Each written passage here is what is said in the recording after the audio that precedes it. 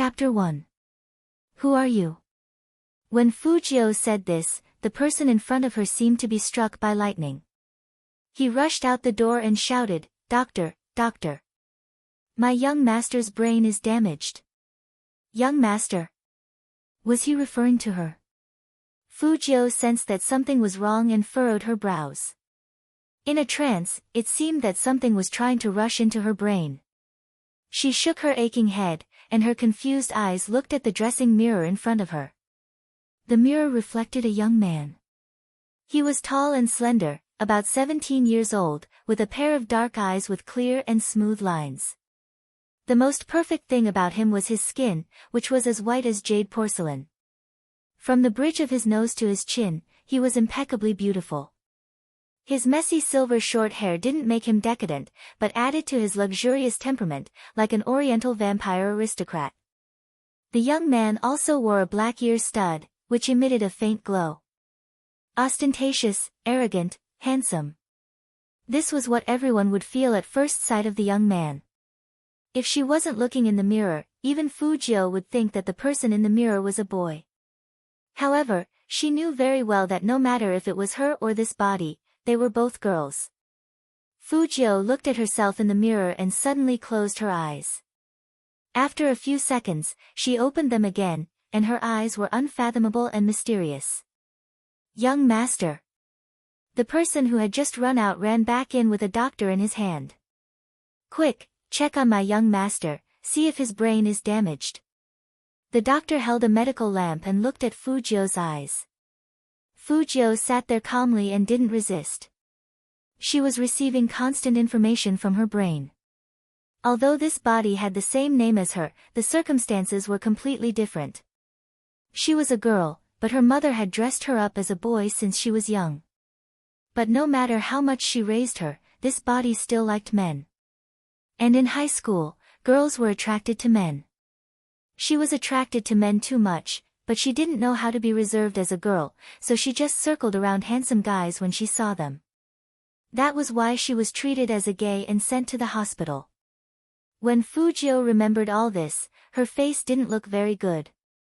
She had once been able to break into the Pentagon with a computer. In order to catch her, many Interpol officers had resorted to seducing men and seducing women. Even 10 black men wouldn't be enough to beat her up.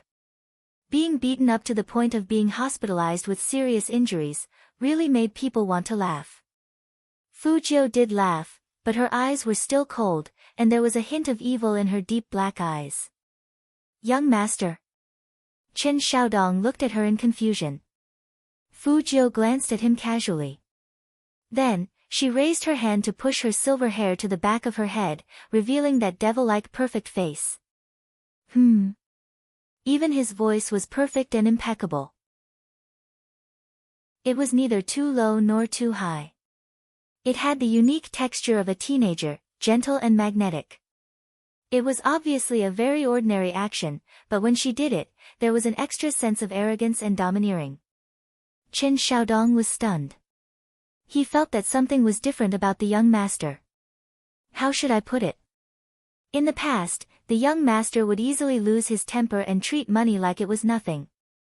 His entire body was filled with the aura of a nouveau riche. Chapter 2. For the next 3 days, Fujio stayed in the hospital for checkups. It wasn't until the 4th day that she stopped pretending to be a pretty boy in a hospital gown. Fujio had always been a receptive person.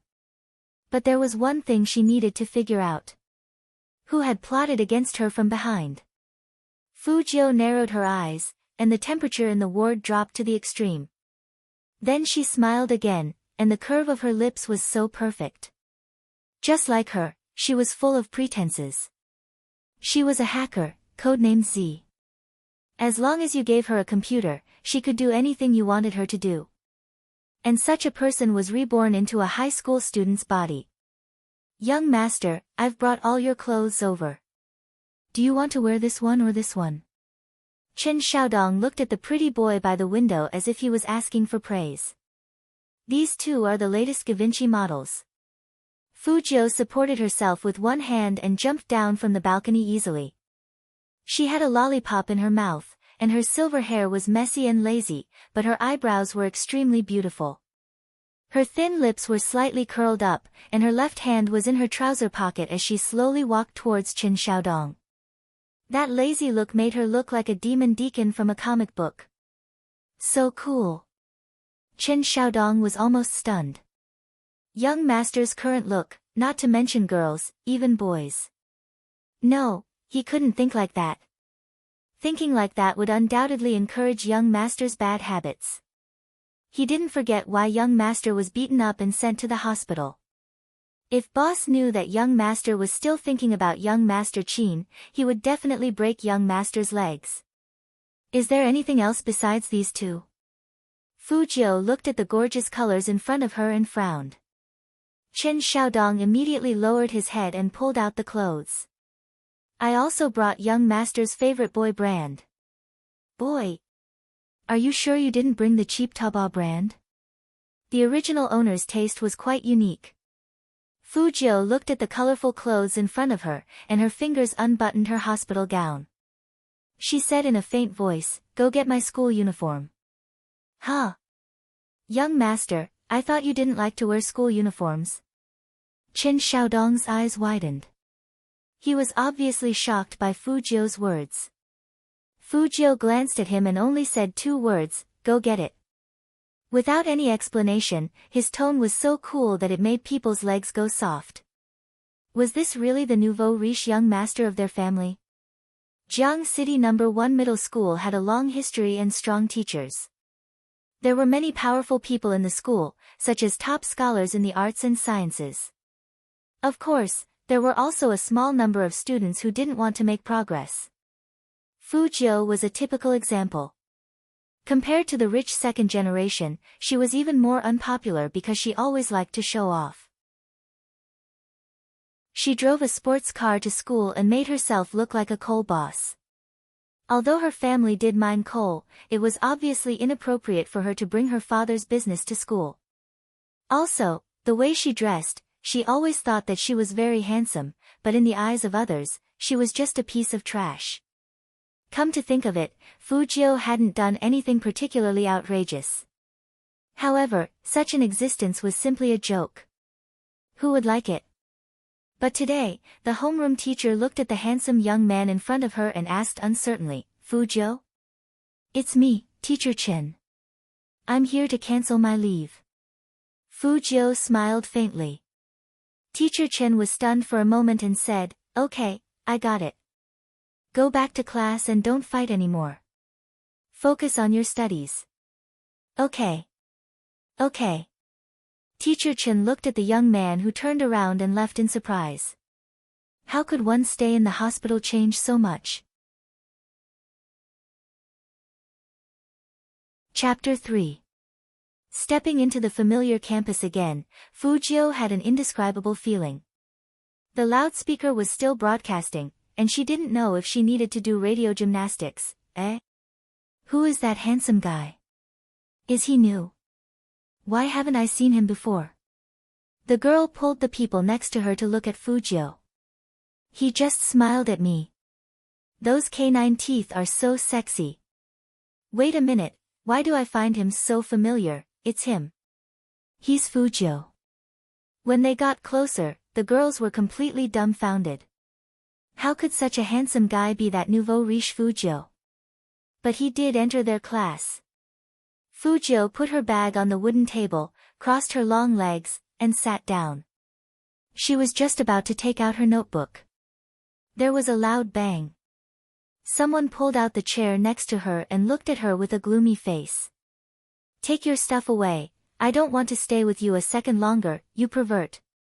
This person was Fu Jiu's deskmate, Jiang Feiyang. He was the most handsome guy in Class D. He was good at basketball and was popular with girls. Even Fu Jiu had pursued him before. Fu Jiu immediately felt a headache when she thought of these three words. However, she didn't like it when people were rough in front of her. "You don't want to stay?" Fu Jiu's voice was very calm, and she looked at him carelessly with her hand on the side of her face.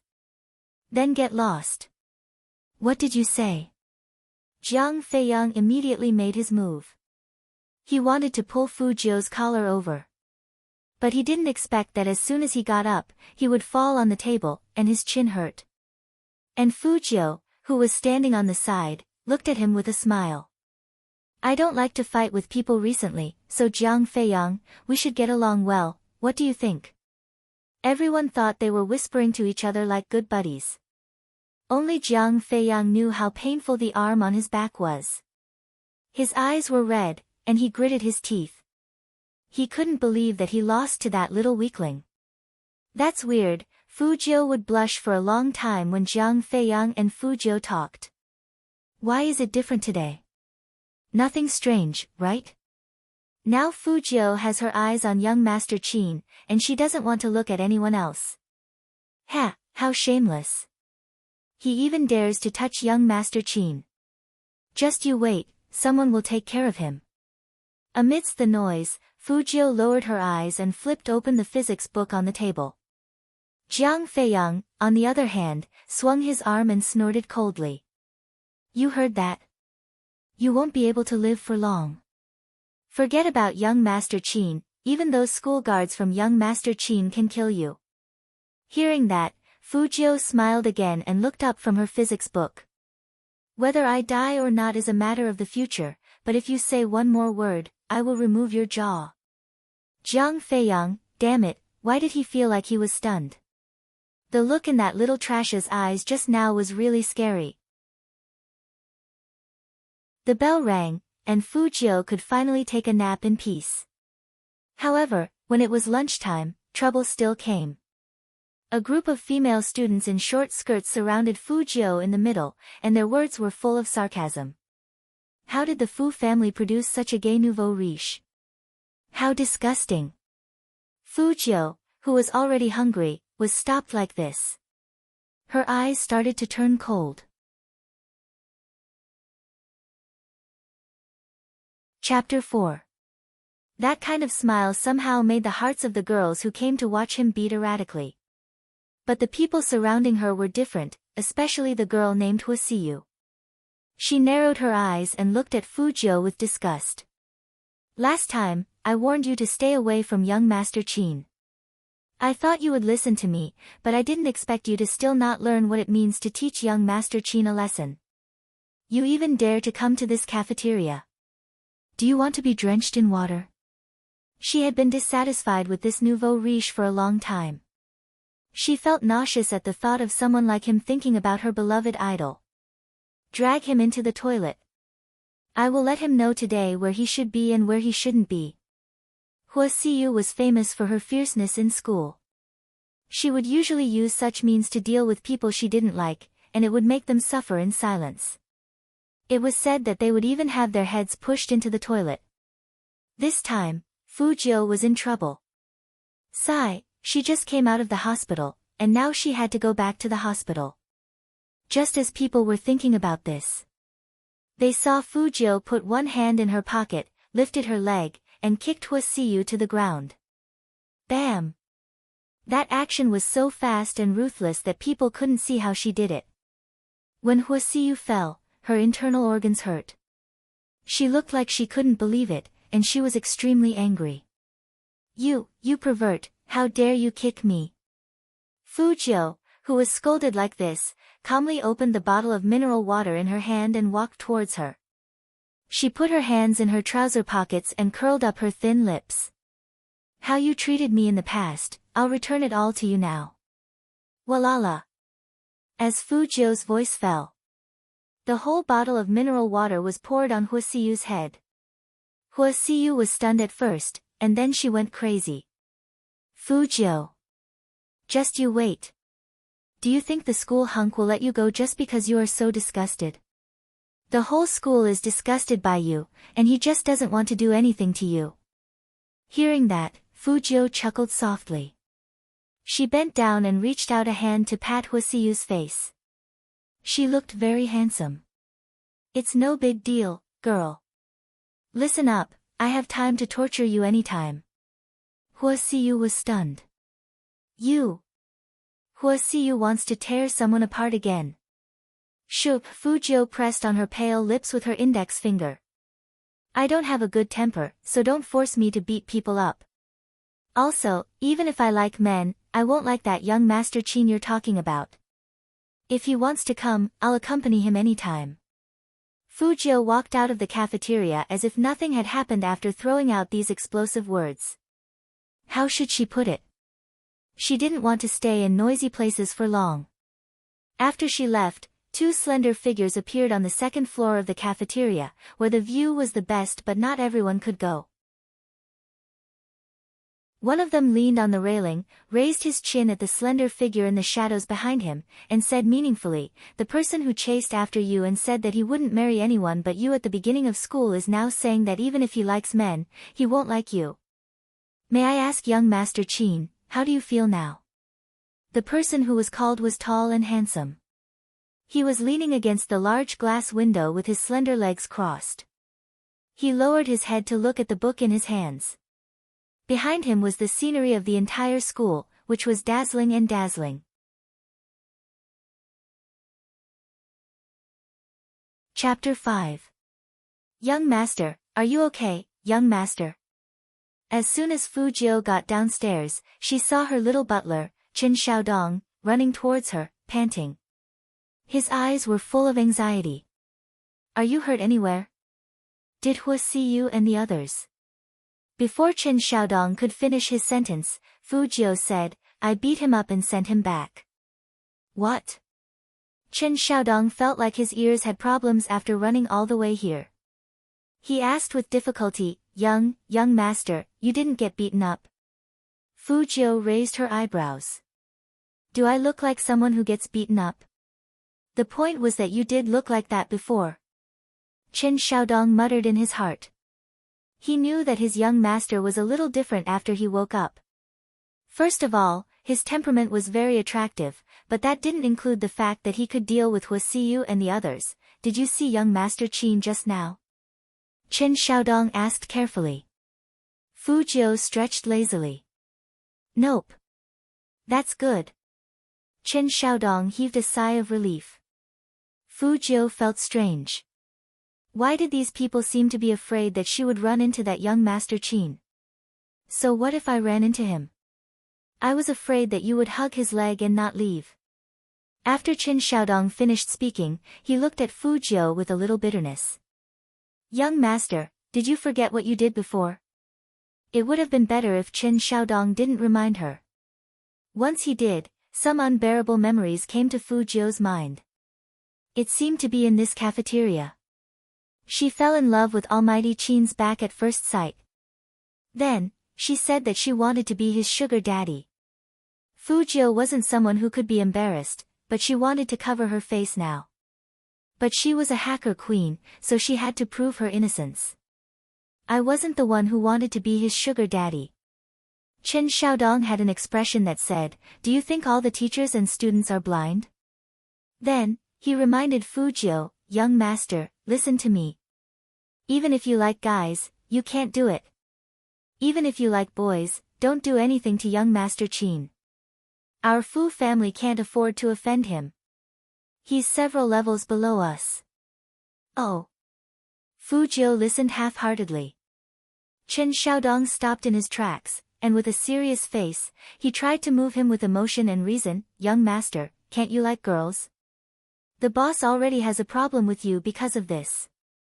Not only did you lose your pocket money, but you also have to fend for yourself at school. Maybe the company won't be yours in the future and will be handed over to the siblings outside. Young master, aren't you worried? Even if it's for Madame's sake, can we not like men anymore? Hearing that, Fujio stopped in her tracks, and a cold light appeared in her eyes. Everything that happened to her in the past was basically revealed to her father by that pair of siblings. In the beginning, Fu Zhongyi treated Fujio very well. After all, she was his first son. But later on, he heard too much of it. Fu Zhongyi disliked Fujio more and more. When he learned that Fujio might be gay, he completely cut off Fujio's source of income. He didn't even want to go home and he didn't even care about Mrs. Fu, who had gone through thick and thin with him. Fu Jiu had no good feelings for such a scumbag. Back then, Fu Zhongyi was only able to set up the company because of her mother's financial support. Now that Fu Zhongyi had everything, he wanted to kick her away. How could there be such a good thing in the world?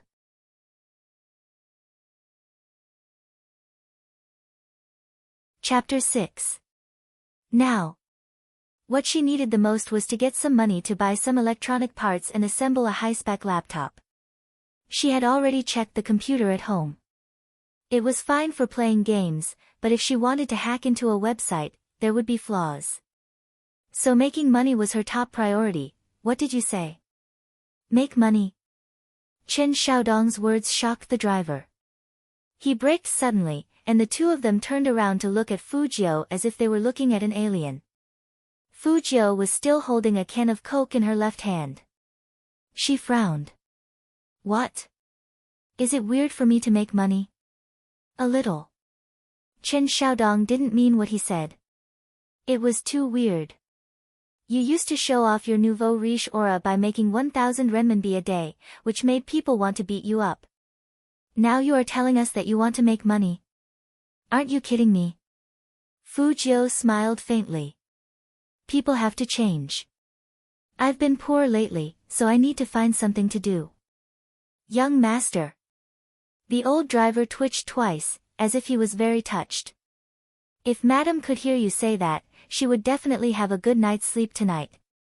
Fu Jiu took a sip of Coke. My mom still has business to discuss in another province, so don't bother her. Making money takes time. Uncle Wang, help me apply for a 2-day leave from school tomorrow. Driver Wang and Chen Xiaodong. You talk for so long just to apply for leave. Young master, if you want to rest at home, just tell us. Why did you lie to us about making money?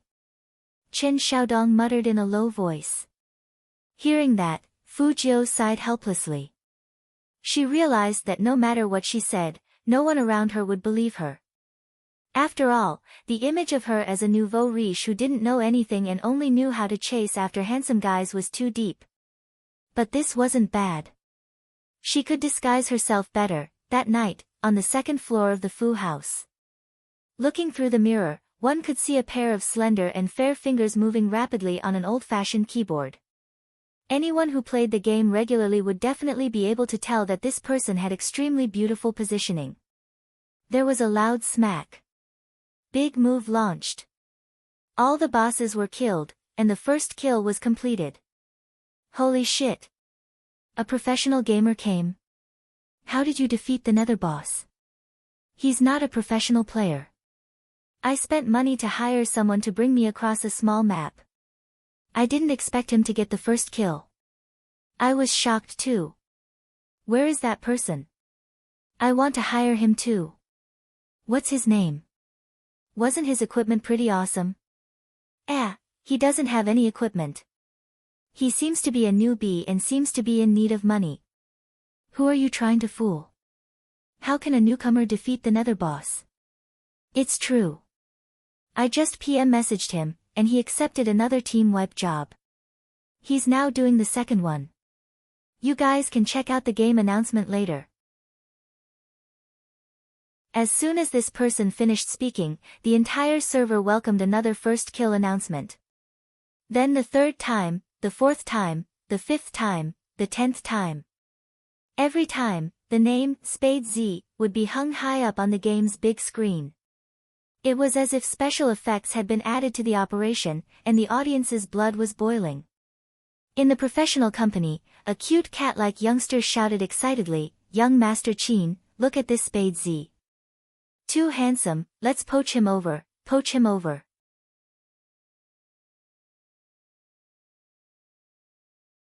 Chapter 7. He's a newbie, but he doesn't look like a newbie at all. He has 10 first clears, and you only won 9 times back then. Speaking up to this point, the cat-like young man immediately changed his words. He's definitely not as good as you, but he's not bad.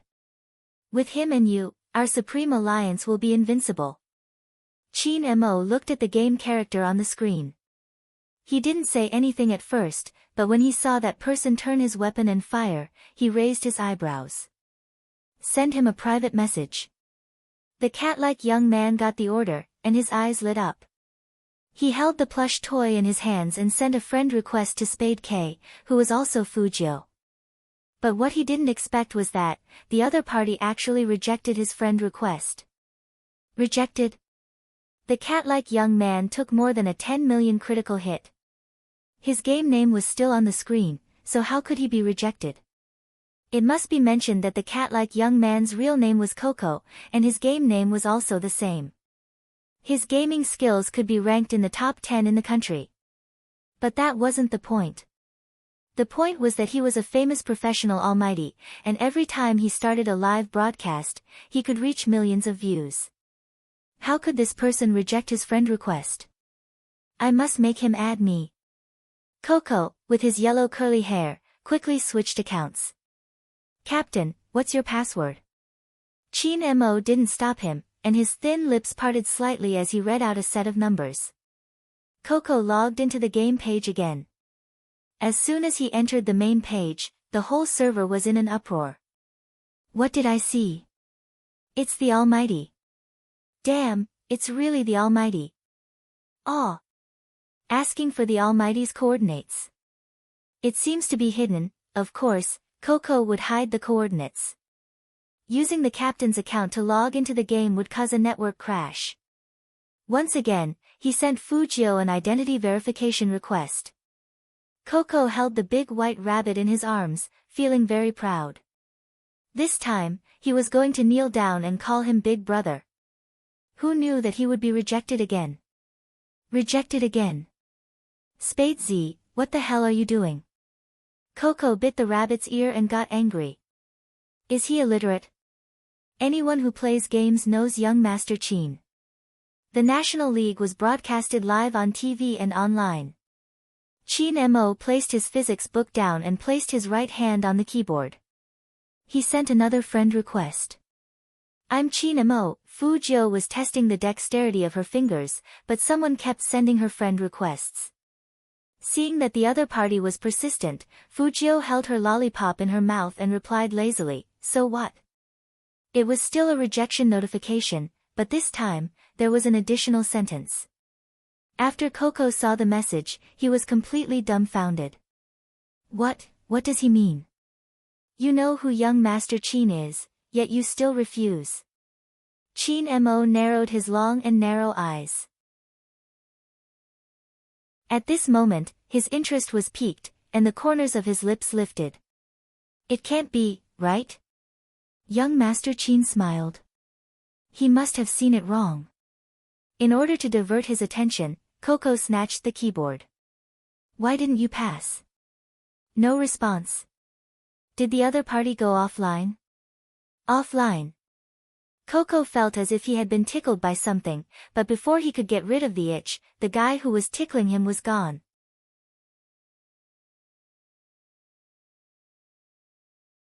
Chapter 8. Chin Mo stood up and extinguished the cigarette in his hand in the ashtray. His upper body was still in the black uniform, and there was a sinister smile on his lips. A lock of black hair hung down from his forehead, blocking his eyes, making it hard to see his face clearly. When he comes online next time, get Fatty to check his IP address. Hearing this, Coco's little face changed immediately. Captain is smart. Let's do it. I'll get everyone in the company to keep an eye on him. I'm just afraid that he won't come online. As soon as he comes online, we'll take turns. On the other side, Fujio was still playing with the money she had earned from the game. She didn't know that she was being watched. The computer's configuration couldn't keep up, and there were simply too many things to complain about. When she was playing games, the computer would make a buzzing sound. The original owner of the body only liked to spend money on things that could be brought out. Things like computers had probably been thrown to the back of her mind, which was why she was in such a situation. Everything Fujio was wearing wasn't cheap. Her phone and tablet were also the latest Apple models. Unfortunately, she didn't have a laptop, and the computer was way too old. The system was from 2 years ago. Even in her hands, it could be a sharp weapon. Fu Jiu didn't want to use her hacking skills right from the start. Although she might not leave any traces, she had always been a perfectionist. Before she was perfectly prepared, she wouldn't come out so easily. 1866. Fu Jiu read the numbers on her bank card. 4 hours of labor might not be as much as what she used to earn in a minute. But that was how Fu Jiu was. She adapted to the environment she was in, and she felt a sense of accomplishment when she spent the money she earned herself. It was impossible to buy all the top-quality components with this amount of money. First of all, she needed a slightly better keyboard. At the very least, it couldn't be like the one she was using right now, where she had to hit the keys one at a time, which seriously affected her hand speed. After school tomorrow, let's go to the computer mall near the school to see if there are any good things. At this point, Fu Jiu suddenly laughed. The handsome face in the bronze mirror in the bathroom showed an evil look. It's really hard to be a high school student who loves to study. As she spoke, she tore off her black t-shirt. Her short silver hair was slightly messy because of her actions, but it was precisely because of this mess that she looked so handsome that it made people want to scream. In the mirror, she saw a pure necklace in the shape of a cross hanging from her neck. The earrings were also black and shone with the luster of a gem. They looked extremely evil. No matter how one looked at her, she looked like a teenager. She moved her fingers and pulled the white cloth in front of her chest, revealing a pair of soft and fair breasts that belonged to a young girl. There was only a pure black letter tattooed on her semicircular chest, Z. Since he was going to study hard, he had to at least put on an act. The next day, Fu Jiu woke up very early. Her hair was still damp, and she looked like a freshly baked beauty. Chen Xiaodong was shocked. "Young master, why are you up so early? I go to school at 8:30 and wake up at 7:30. Is that early?" Fu Jiu said as she put a fried dough stick in her mouth. Chen Xiaodong truly felt that there was something wrong with his young master.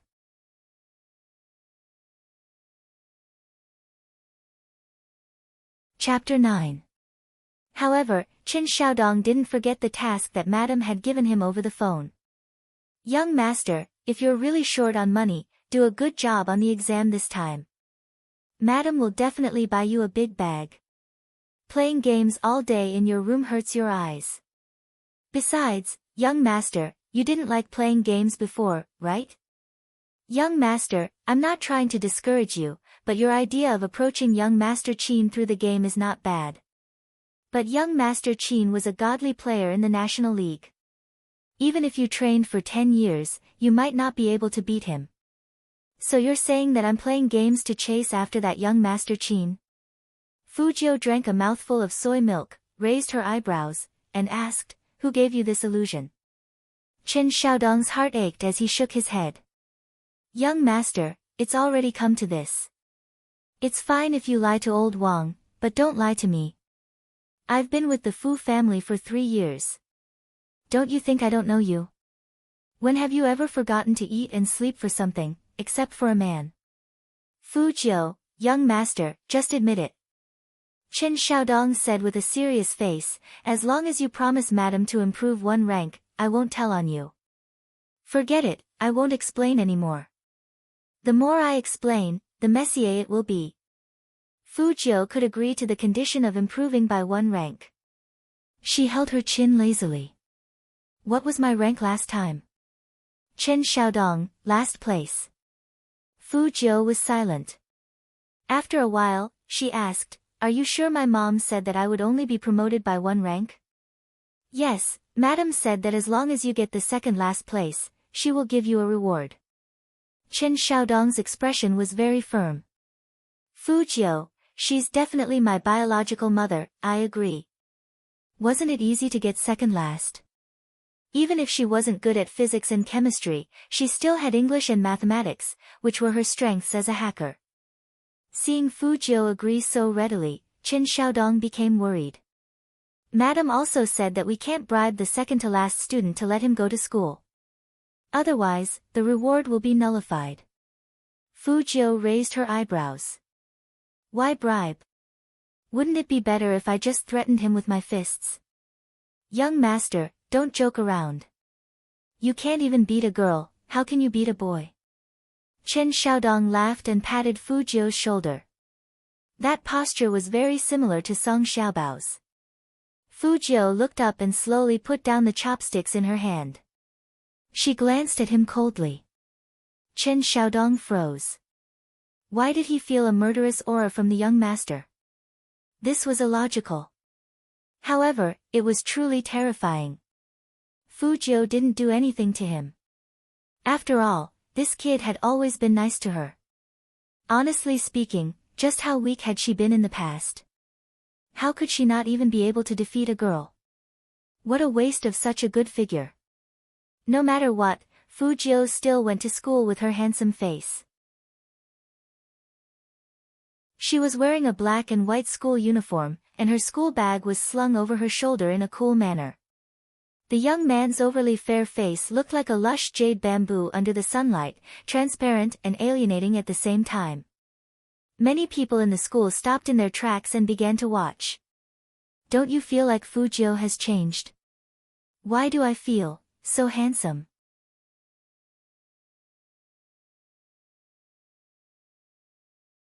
Chapter 10. Hearing someone complimenting her, Fu Jiu turned around and smiled. Thank you, you guys are pretty too. That smile, how to describe it, was too flirtatious. The girls who were greeted immediately held their faces. They were burning. Chen Xiaodong was walking behind Fu Jiu, and he looked like he had seen a ghost. Young master, you are flirting with the girls. Fu Jiu raised her eyebrows. Is there a problem? The girls are so cute. Didn't you say that you were born to love men? Chen Xiaodong lowered his voice. Fu Jiu asked lazily, what does this have to do with me flirting with girls? Chen Xiaodong. He was actually speechless. But, young master, when did you learn how to flirt with girls? You used to hate girls so much that you wanted to run away from them. Look at you now. You are simply a master at flirting with girls. Fu Jiu didn't care what others thought of her, especially her desk mate, Jiang Feiyang, who saw Fu Jiu's attitude towards the girls. His eyes widened. What's wrong with this little weakling? Is she trying to steal someone else's girlfriend? Jiang Feiyang's eyes were burning, and he looked like he was going to get restless again. Fu Jiu threw her bag there and looked at him with one hand in her pocket. Jiang Feiyang's aura was getting weaker and weaker. Finally, he shrunk his neck and made way for Fu Jiu. Ha! Fu Jiu chuckled. After she sat down, she unwrapped a lollipop and put it in her mouth, looking like a rich young master. Jiang Feiyang clenched his fists on the table, but he didn't swing them down, because he really couldn't beat the other party. Why did the little weakling who used to chase after him suddenly become a devil? He couldn't live like this anymore.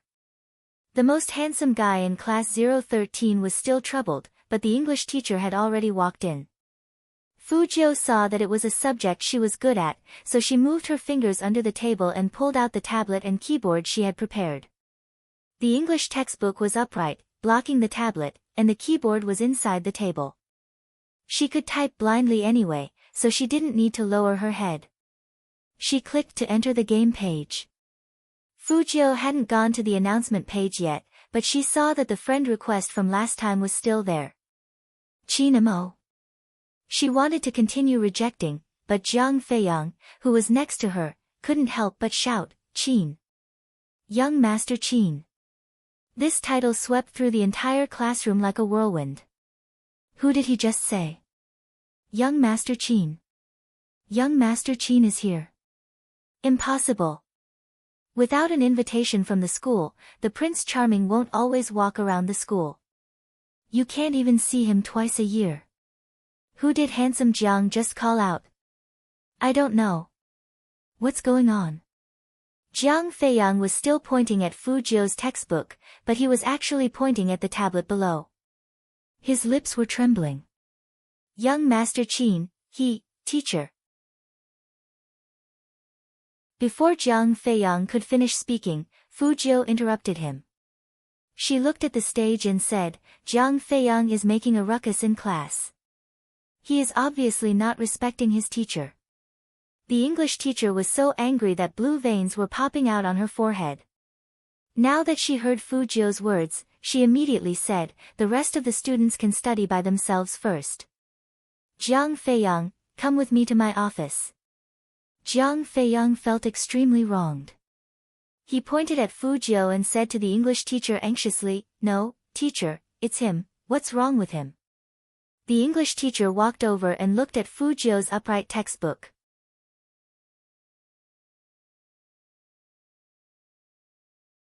Chapter 11.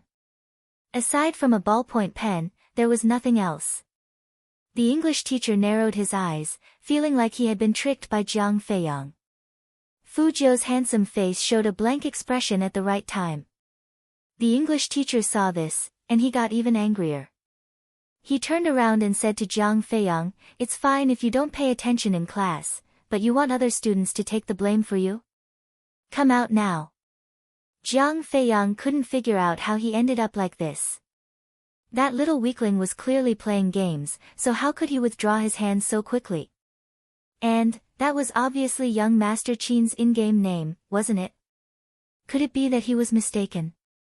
After sending off the annoying person, Fu Jiu lowered her head and took out the tablet again. What made people frown was that Jiang Feiyang's call just now made her make a mistake, and she actually accepted him as a friend. Just as Fu Jiu was about to delete the person on the keyboard, she seemed to have sensed something, and her black pupils suddenly shrank. Then, there was an arc that seemed like a smile that wasn't a smile. I never thought that there would be a day when someone would come to hunt me. Interesting. As Fu Jiu said this, she moved her fingers quickly, and the page on the tablet changed in an instant. There was no game, only strings of code constantly surged out from the screen. Different from Fu Jiu's relaxed state, the huge fatty on the other side was typing furiously on the mechanical keyboard in his hands. His face was covered in sweat, and finally, with a loud bang, he laid down on the ground and slammed the table fiercely. Motherf ***, he got away. What did you say? Got away. The cat-like young man took off the headphones of the live broadcast, leaving millions of fans behind. He turned his head, and his face was full of surprise. How could he get away from your hands?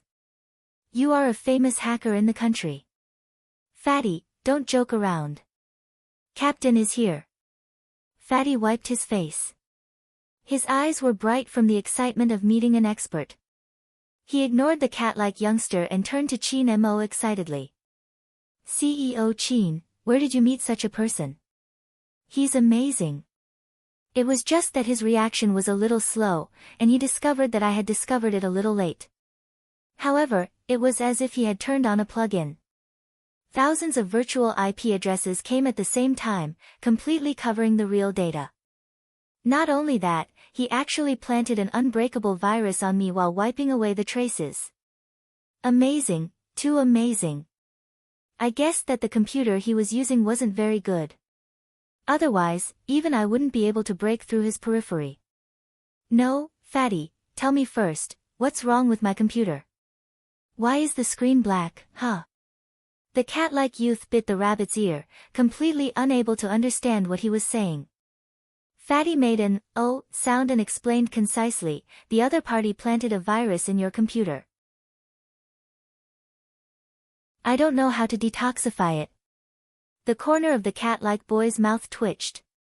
In other words, you didn't manage to hack them, and they broke your computer instead? You could say that. Fatty touched his chin, looking rather deep. The cat-like youth.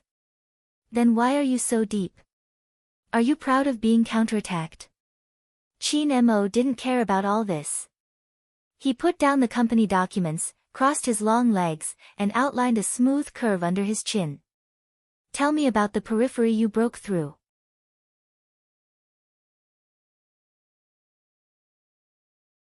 Chapter 12. In the classroom, Fu Jiu's thin lips parted slightly, and she spat out two words, KO, hacker term, meaning successful hunt.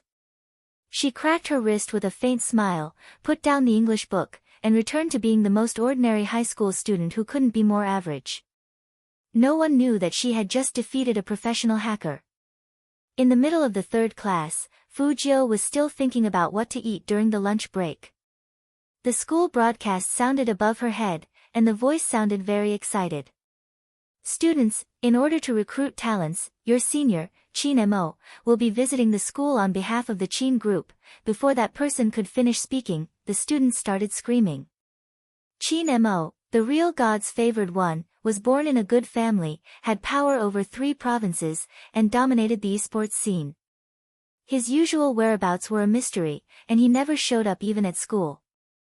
Whether it was in the team or the company, young Master Chin was always an unreachable existence.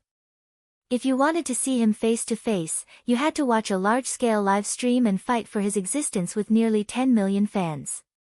Now he was coming to the school for an inspection. Happiness came too suddenly, and all the students in number 1 middle school were excited. Only Fujio stretched in her chair, thinking, it seems that I don't have to go to class in the afternoon, and I can play a few more games and earn 500 yuan. In order to welcome Chin Mo, the shaded road was very clean, and the school leaders all wore suits. Half an hour later, 3 to 4 top-grade military Hummers drove into the school gate. The black bodies, streamlined design, and low-key luxury couldn't be hidden. Ah! Another wave of excited screams swept through the school, and all the teachers and students rushed in the same direction excitedly. The bodyguards in black formed a warning line, and the people on this side of the warning line all stood on their tiptoes, trying hard to see their Prince Charming's face. Only Fujio stood calmly in the gathering team. She originally thought that with the school leaders coming out to welcome him, she could still earn some extra money in the classroom, but she didn't expect the whole school to gather. Just as Xiaodong said, this young Master Chin's family was indeed several levels higher than the Fu families. After all, he came from a military compound, and his grandfather was a founding father. In fact, Jiang City No. 1 middle school never lacked rich people. Hua Siyu, who liked to bully others, was one of them. In her eyes, Fujio would always be a country bumpkin who couldn't show off in public. That was why she held a grudge against Fujio for hitting her. Hua Siyu didn't know why this guy suddenly became so difficult to deal with. She felt guilty because her family hired someone to teach him a few moves. However, none of that mattered today. She wanted to embarrass him in front of everyone. Hua Siyu's eyes turned and landed on the warning line in front of her. Then, she looked at Fujio, who was standing in front of her and playing with her phone with her head down. Hua Siyu quietly took a step back when no one was paying attention. Pa! He pushed Fujio away. Fujio was still thinking about the parts she needed to buy in the afternoon. Without any warning, she bent forward and crashed into someone's arms.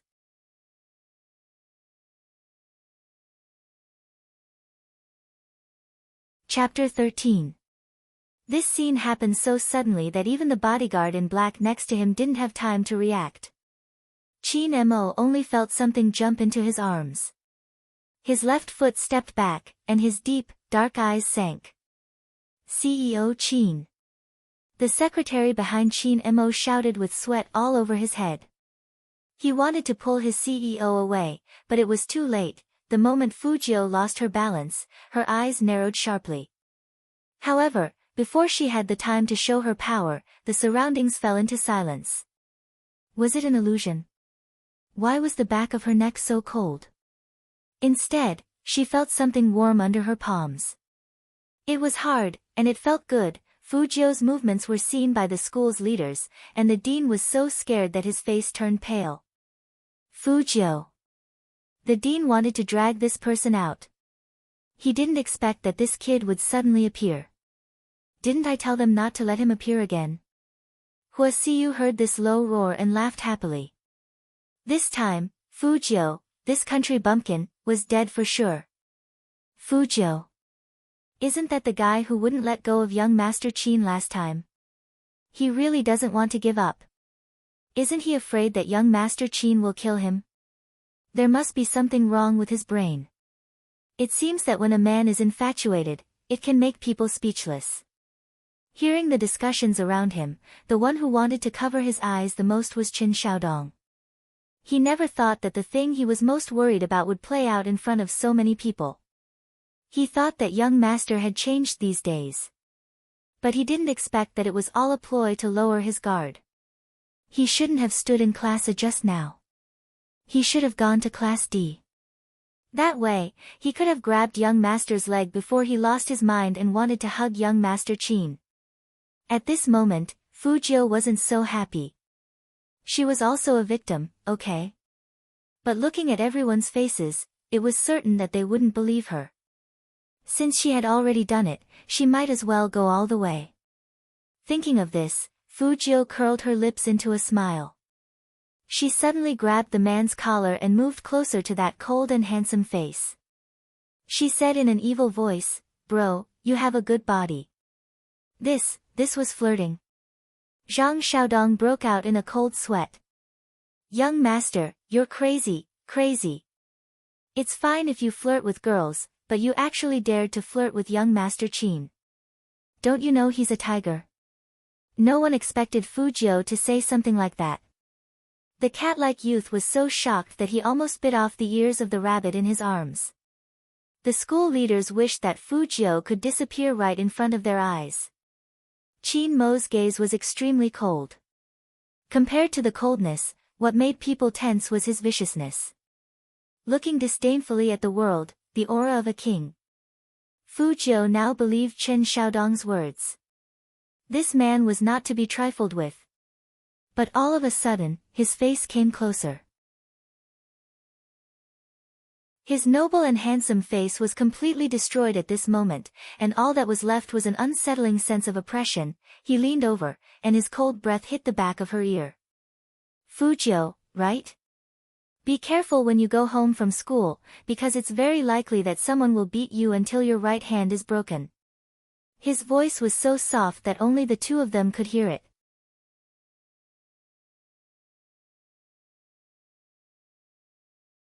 Chapter 14. Fight? She had never been afraid of anyone. However, Fujiu didn't like to make enemies for no reason. "Handsome, I was complimenting you just now." It wasn't good to ask someone to beat her up after being complimented. Qin Mo suddenly laughed, but his eyes were cold. He looked like he wanted to cut Fujiu into a million pieces to vent his anger. "Touching my chest is considered a compliment?" Fujiu was speechless. "You're not a girl, so there's no harm in letting your chest be touched." Fujiu advised him, "Be magnanimous." Qin Mo removed her hand indifferently, and his voice sounded like it was coming from his teeth. "What a pity, I've never known what magnanimity is." Did he really want to fight with her? Fujiu looked at the back of that extremely dangerous figure and shook her wrist, which was a little painful.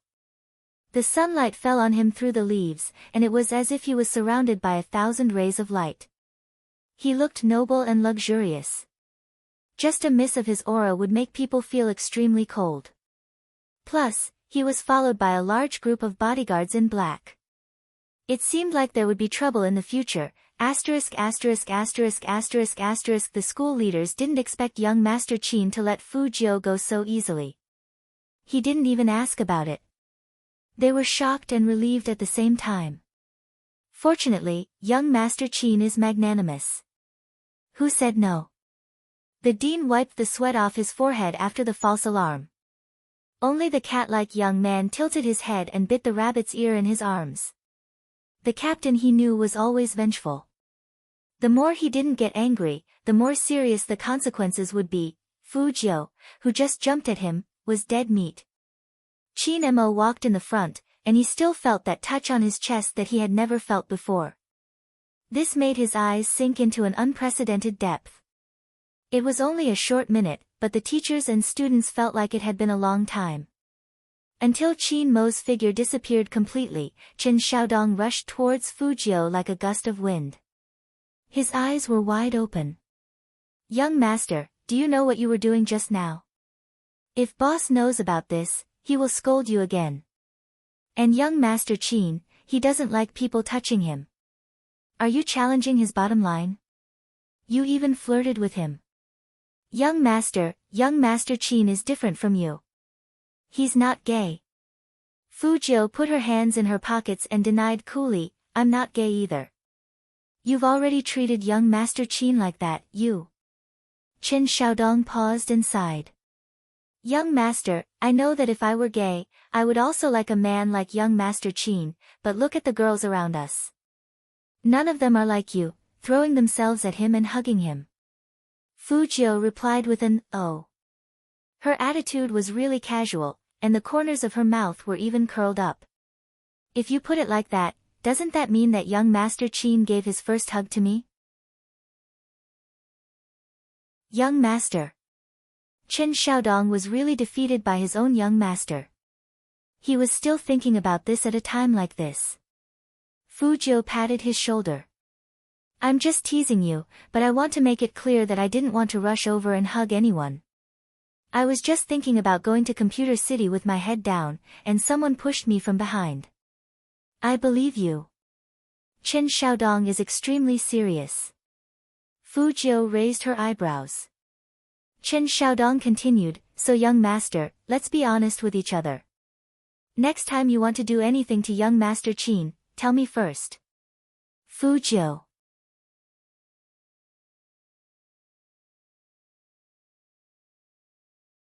Chapter 15. Look at Chen Xiaodong. Fujiu was in the mood to play with her pet, and she said in a lazy voice, there's something I've always wanted to do. What? Chen Xiaodong asked immediately. Fujiu smiled faintly and said, sleep with him. Chen Xiaodong froze as if he was struck by lightning. Fujiu reached out and patted his face. That's why I said, don't play with words with your young master, or I might really do something. Be good and go to class. Young master. Chen Xiaodong hugged Fujiu's arm. You must be joking, young master. Fujiu only smiled and pushed him away. The more Chen Xiaodong looked at his young master, the more worried he was. It's over. Young master used to have a secret crush on me, but now he wants to sleep with me. That's young Master Qin. If I sleep with him, won't I lose my life? Young master, when did you start having such dirty thoughts? On the other side, Chen Xiaodong was going crazy with his head in his hands. On the other side, Fujiu looked at the cameras around her and curled up the corners of her mouth. As long as there was an internet connection, it was easy to find the person who pushed her. Fujiu put her tablet upright and found a place with few people on the top floor. She connected her Bluetooth keyboard, and as soon as her slender fingers touched the keyboard, she pointed directly at the school's internet center with dazzling finger movements. As she hacked in, images popped up on the screen one after another. There were 32 in total, and they were all displayed in a small window. Now, Fujiu's tablet images were synchronized with the school's security cameras in real time. In other words, every camera in the school had become her eyes. She pressed the enter key, and the image was fixed at the previous scene. Fujiu unwrapped a lollipop and put it in her mouth. Her thin lips curled up, and her eyes were cold. Huasiyu. So it's her. But that was nothing. What made Fujiu raise her eyebrows was the alarm that came from the network defense wall she had set up in her tablet. She really didn't expect that the person who hacked into her computer before would be so persistent. Fujiu narrowed her eyes, and her fingers started moving again. This time, the finger movements were even more aggressive. That finger movement was like an eagle from the desert, ferocious and fast, aiming for the throat. Pa! Another computer's screen turned black. Fatty sat in the school office and looked at his broken laptop. Instead of feeling depressed, he looked at the person beside him with a passionate gaze. Chairman Qin, I found him. Spade Z. Him. The school leaders were confused. Didn't young Master Qin come to the school for an inspection? How did it become looking for someone? Qin Mo's thin lips parted slightly, and he said, specific location. The roof of Block B's teaching block. He had just hacked into the school's network. Fatty was as excited as he could be. He should still be there. Chin Mo didn't stop. He stood up with a swoosh and strode toward Block B's teaching block. The cat-like young master quickly followed with the rabbit in his arms, accompanied by a large group of black-clothed bodyguards. The school leaders did not know what had happened. When they heard Fatty say that someone had hacked into their school network, their faces changed. In the distance, the clattering of the keyboard continued.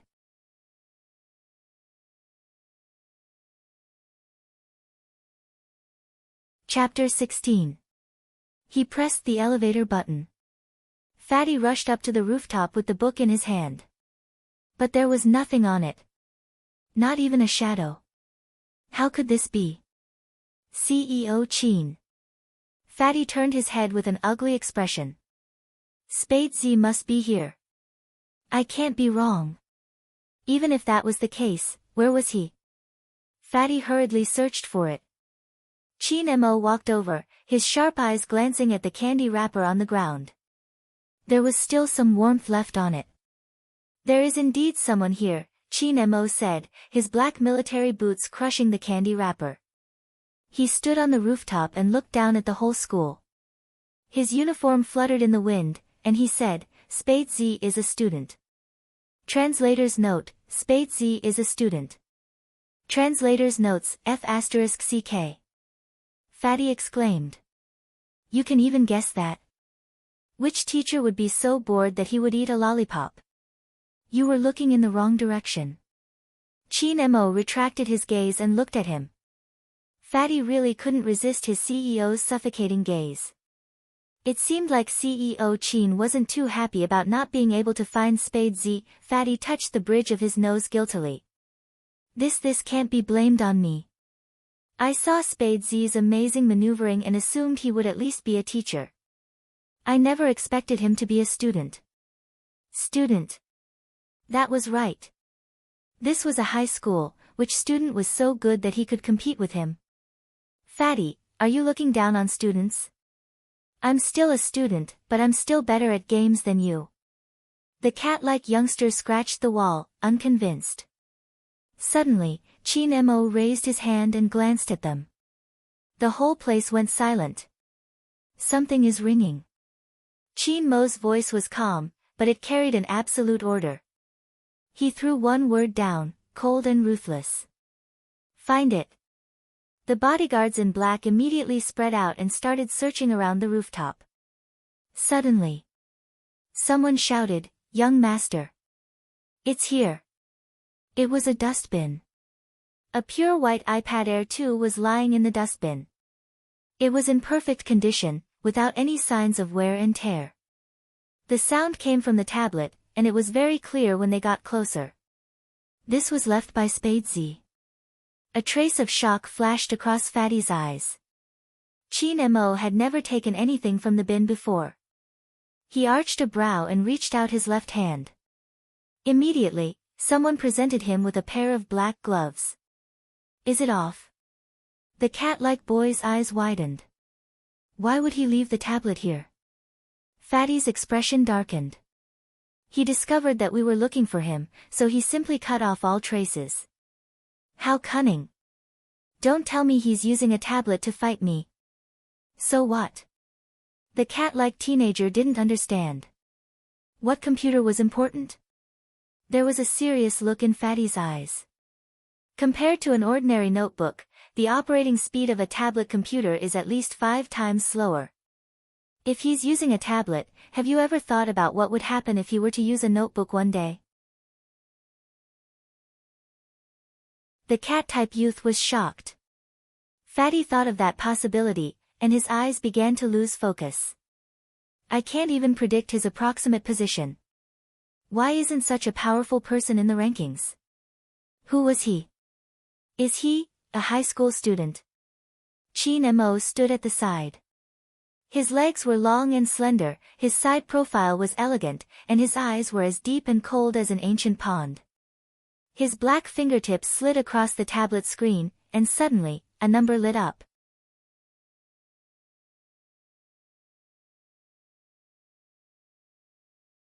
Chapter 17. This was also left by Spade Z. Because he knew we were looking for him. Was that why he provoked them so arrogantly? The cat-like young man carefully observed his captain's expression, and he didn't dare to ask the last question. The fatty also nodded weakly, not daring to look up at his CEO. At this moment, Chin Mo's cold and ruthless eyes were as intense as the deep sea at night, dangerous and deep. Since he was born, he was used to walking sideways. Someone who could make him fall, keep looking. The three words that did not have the slightest warmth immediately made the black-clothed bodyguard tense up. The whole school's top management was in a panic. At the same time, at the corner of the corridor, Fujio disconnected the hotspot on her phone that was connected to her tablet. She looked up and smiled. K.O. The person who was looking for her must be very angry now. Thinking about this, Fujio's smile became even wider. She liked it when people couldn't do anything to her even if they didn't like her. However, without the tablet, she had to buy some spare parts for a small laptop as soon as possible. Otherwise, it would be inconvenient to do anything. Speaking of which, she had to make money first. As for that Huasiyu, she would deal with her when she was free. Fujio stuffed her phone into her pocket, held the lollipop in her mouth, twisted her wrist, and successfully blended into the crowd of people getting their meals. She was back to being the most unpopular high school student. However, Fujio's plan didn't come to fruition. As soon as she finished lunch, she was called to the office by the dean of teaching. Fujio frowned. Those people shouldn't be able to find her, so why? Besides the dean of teaching, there was another person sitting in the office. He was in his 40s, wearing Armani and a big gold watch. When he saw Fujio walk in, his face was full of anger. Who else could it be other than her scumbag father? Mr. Fu. The dean of teaching glanced at Fujio, and his face was full of disdain. It's not that I always call you over, it's just that what your son has done has tarnished our school's reputation. How can a good boy like a man and throw himself at a man? That CEO Chin we're talking about. Is it something he can do as he pleases? Fu Zhongyi was already filled with anger, and when he heard the name, CEO Chin, his expression changed. He raised his hand with fierce eyes, and it looked like he wanted to hit Fujio. Why did I raise such a shameful person like you? Dad, don't be like this. Brother didn't do it on purpose. The person who stopped Fu Zhongyi was none other than his illegitimate daughter, Fu Shui-er. Fu Shui-er took after her mother. She looked pure and beautiful, but she was very cunning. Fujio had already experienced her previous tricks. Every time she spoke, it seemed like she was on her side, but in fact, the more she spoke, the angrier Fu Zhongyi would get. Not on purpose. So you can't control yourself? Fu Zhongyi's eyes turned cold as he looked at Fujio. The Fu family didn't need a shameful person who liked men. Moreover, he had offended the Qin family this time. It was hard to say whether his business would be affected in the future. Fu Zhongyi thought about his youngest son again. They were both his children, but why was there such a big difference? Since this shameful thing failed to live up to expectations. Then don't blame him as a father. Since you can't change your bad habit, then from today onwards, you are no longer my son.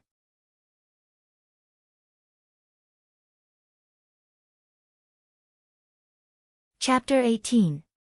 Did he want to cut ties with her? Fujio's eyes were cold, and she only said 3 words to Fu Zhongyi, up to you. Okay. Fu Zhongyi's chest heaved up and down. He turned around and said to the teaching director, Teacher, you heard it. I can't control this kid anymore. Whether the school wants to expel him or expel him, it has nothing to do with me anymore. This was what Chen Xiaodong heard when he rushed over. He looked at Fujio with a shaky gaze. Fujio acted like nothing had happened. She lowered her voice and said, I hope you don't regret what you said today. What I regret the most is giving birth to a shameful person like you and marrying that mother of yours. Fu Zhongyi threw these words and left. He was so angry that his neck and face turned red. Seeing this, the director pushed up his glasses. He couldn't even bear to talk to Fujio anymore. Go pack your things. With your qualifications, you can only get into a vocational secondary school. The school will recommend you there.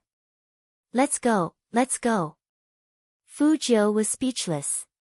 After saying that, he waved his hand, as if Fujio was a piece of trash in a stinky ditch. Young master. Chen Xiaodong went up to him with a face full of worry. Fujio didn't linger. She just curled up her lips and went to the classroom with a cold look in her eyes. The whole school stood by the railing and watched her walk down the stairs with her textbooks. They were either pitying, mocking, or gloating. Hua Siyu was the happiest among them. She crossed her arms in front of her chest and laughed. This is karma. Some people just want to die.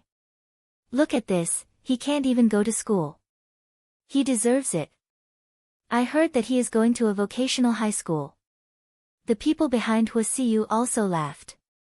Maybe that kind of place is suitable for people like him. Everyone there is trash, ha ha ha. Hearing this, Fujio stopped and suddenly moved forward. After what happened last time, Hua Siyu was already scared by her.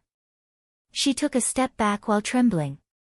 However, Fujio didn't have any intention of making a move. Instead, she only said one sentence, "Do you really think that no one knows what you did? This is ridiculous." Hua Siyu had messed with so many people, so she didn't know what a guilty conscience was anymore. She looked at Fujio viciously. Fujio smiled, her thin lips evil. In that case, we can only publish it online. This was the last thing Fujio said before she left the school. Hua Siyu didn't take his words seriously at all. He was just a nouveau riche, and even his father didn't want him anymore. How could he be arrogant in the future? Today, Chen Xiaodong was unusually quiet. It was as if he was afraid of saying something that would agitate his young master. Fujio, on the other hand, was very relaxed. Her fingers slid back and forth on her phone. The video of Hua Siyu pushing her had already been saved. Young master. Before getting out of the car, Chen Xiaodong picked up a call and turned around to say to Fujio, "Madam rushed back overnight because of you. It seems like she hasn't even eaten yet. When you see her later, don't argue with her anymore." Speaking up to this point, Chen Xiaodong was worried that his young master would be disgusted if he said too much, so he added in a low voice, "Madam doesn't have it easy either, I know." Fujio put down her phone indifferently. Chen Xiaodong thought that there was something wrong with his ears. "Young master, what did you just say?" Fujio raised her eyebrows. "I said that I know my mom doesn't have it easy. What's wrong?"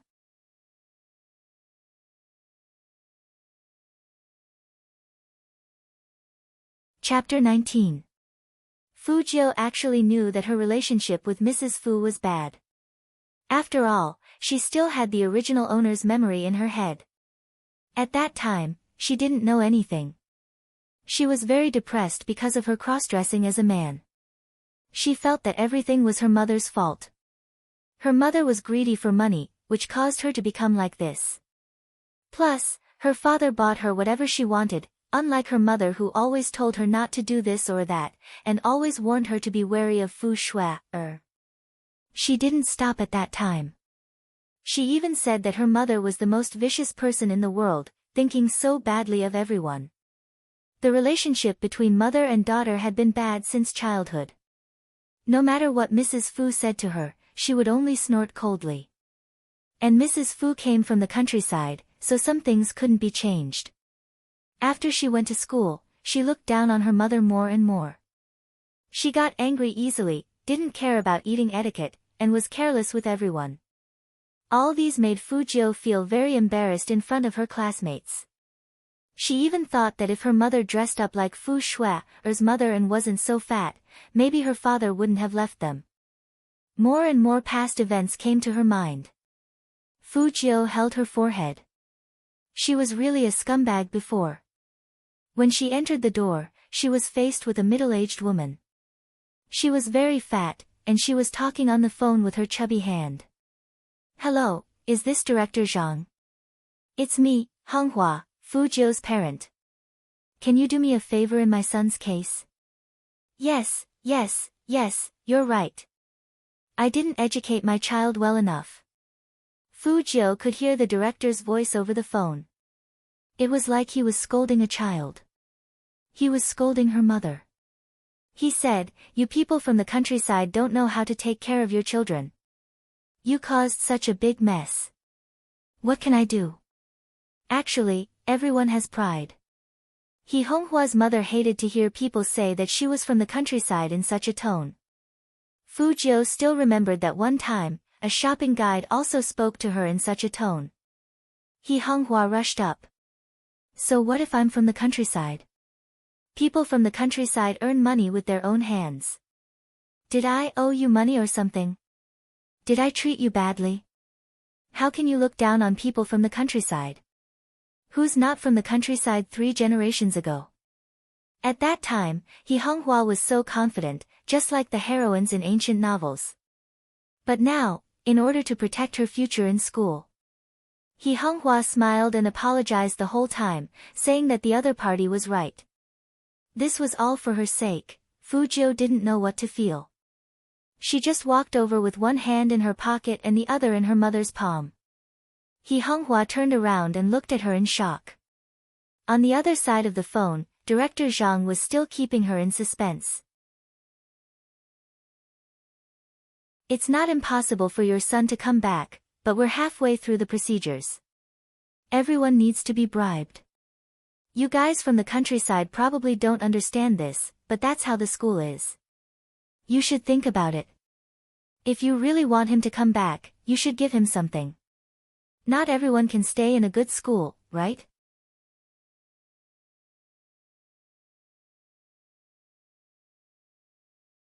Chapter 20.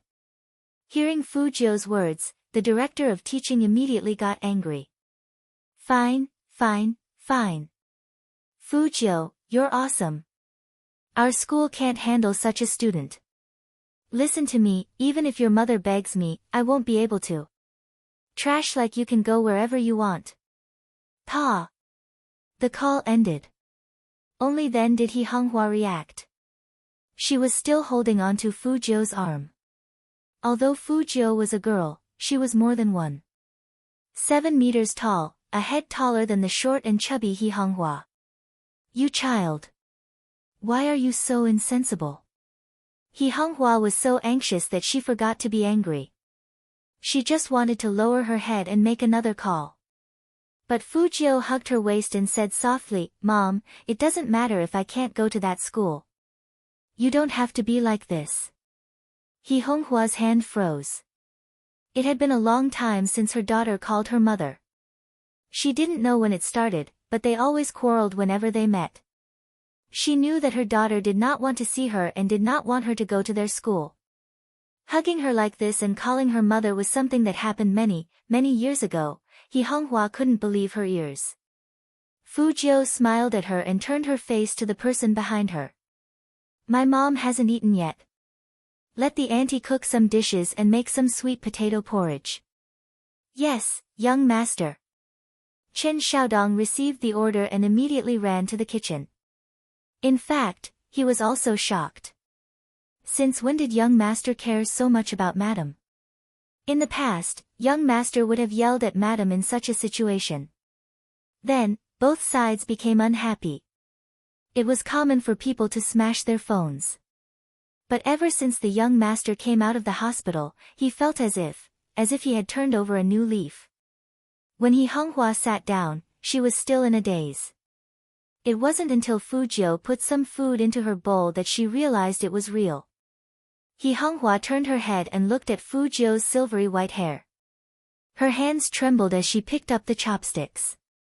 She deliberately controlled the speed at which she ate. Honghua knew that her daughter didn't like the way she ate. Fu Jiu tilted her head and looked over. That face was a little too handsome. Her eyes fell on the rice that Honghua picked up bit by bit, and she understood. Without a word, She picked up the bowl, mixed some vegetables with her chopsticks, and took 2 big mouthfuls of rice. Her cheeks puffed up, and she looked up at He Honghua with a cute smile. Eating with mom is delicious. He Honghua looked at Fujio and couldn't help but cover her mouth, her eyes turning red. Fujio put down her chopsticks and sat next to her. She put her arms around her shoulders and wiped He Honghua's tears. Mom, I was wrong in the past. I won't do that again. He didn't say anything else, but He Honghua couldn't calm down for a long time. Fujio looked at this middle-aged woman who had never thought of giving up on her despite her constant disdain. She cursed herself once again. The mother and daughter had buried the hatchet, and He Honghua was really happy. She asked Fujio what she wanted, and she would buy it for her.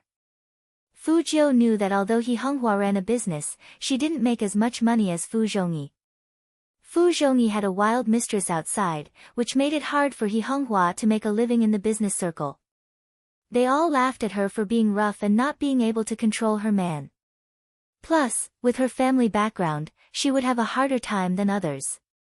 Mom, I don't lack anything. It's your business that's hard to negotiate, so you should take a break. Fujio massaged He Honghua's arm. He Honghua heard her daughter's words, and her heart warmed. She was afraid to say something that would ruin the peaceful atmosphere they had worked so hard to achieve, but she couldn't be at ease if she didn't say it. Joe, I know you don't like to study, but people need knowledge. Mom will find a way to let you go back. You.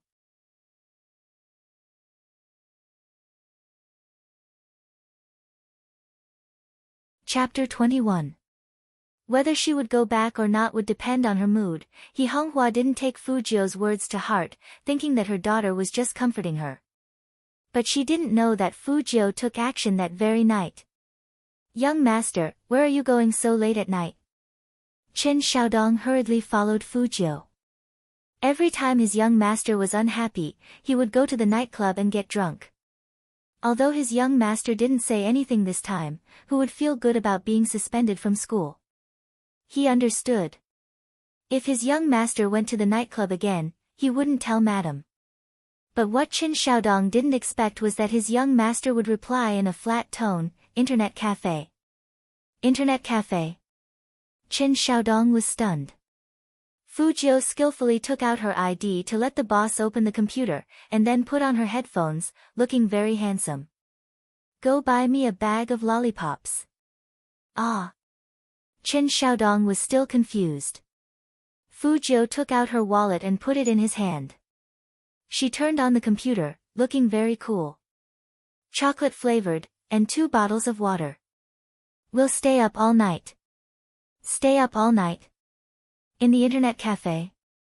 What was young master trying to do? Chen Xiaodong really didn't understand. Fujio took the opportunity when he went out to quickly type on the keyboard. She asked the boss to open a computer that cost 10 yuan per hour. Many people didn't know that sometimes the computers in internet cafes that were specially used for playing games had very high specs. With the computer running as the foundation, Fujio only took 10 seconds to hack into the school's network. All the staff information appeared on her screen in an instant. She used the search engine and locked on to Director Zhang. She quickly changed the game, and her fingers nimbly typed on the keyboard. Using her own computer as the host computer, she used the powerful network to control the entire internet cafe. She even controlled the computers in more than 10 internet cafes at the same time. Tens of thousands of computers were operating at the same time, and they automatically served her. She performed a powerful virtual IP filter just to find Director Zhang's network. It was also on that day. Several internet cafes' computers had the phenomenon of code jumping randomly at the same time. So much so that people stood up and began to type on the keyboard randomly. F***CK, boss, what's going on? I can't even play games. Is he poisoned?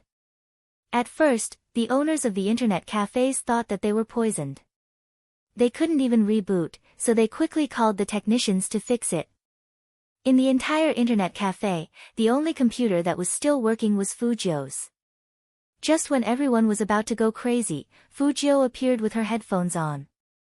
Her side profile was as beautiful as a painting, and her silver hair fell down and covered her eyes. Only those black earrings shone coldly in the night. For such a large-scale network attack, it was necessary to avoid the network security system. Fujio typed on the keyboard. Her fingers were still beautiful and dazzling. She made a turn and locked Director Zhang's IP into the USB drive. Finally, all he needed to do was to insert a small virus. Bam! K.O. Fujio narrowed her eyes and pressed the publish button. Amidst the loud noise in the internet cafe, she put on the hood of her black coat and stood up coolly. Before she left, she didn't forget to smile at the boss of the internet cafe. "Boss, thanks." The owner of the internet cafe didn't have time to respond to her. He was still playing with the internet with his head down. The strange thing was that the computers were working again before the technicians arrived. What the hell?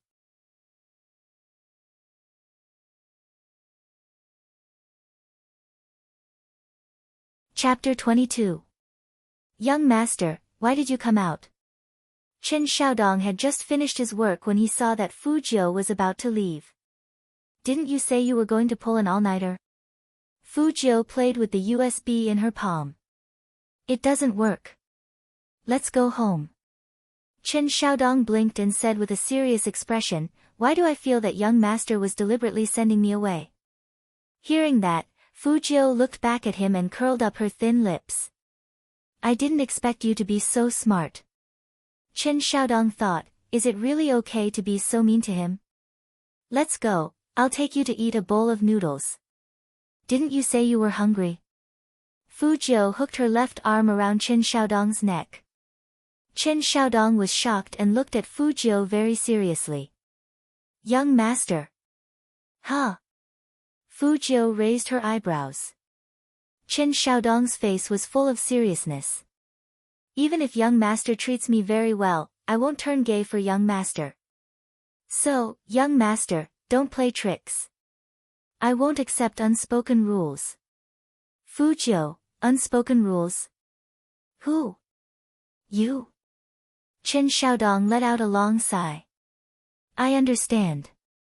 It's easy to develop feelings after being together for too long. Moreover, after what happened to young master, it's hard not to have such thoughts. What kind of thoughts? Fujio crossed her arms and looked at him, letting him continue. Although Chen Xiaodong felt a chill, for the sake of his integrity, he decided to tell the truth. Cough. It's the kind of thinking that you want to sleep with a man. Fujio laughed and pulled him over again. Xiaodong. Young master, you can talk, but don't touch me. Chen Xiaodong's face turned red. After all, the young master was really too handsome. Fujio looked down at him. Even if I wanted to sleep with a man, do you think I would sleep with a man shorter than me? Chen Xiaodong. A critical hit that caught him off guard. Height had always been Chen Xiaodong's sore spot.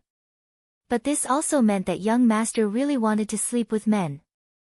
Chen Xiaodong suddenly remembered what Fujio said before, and his heart skipped a beat.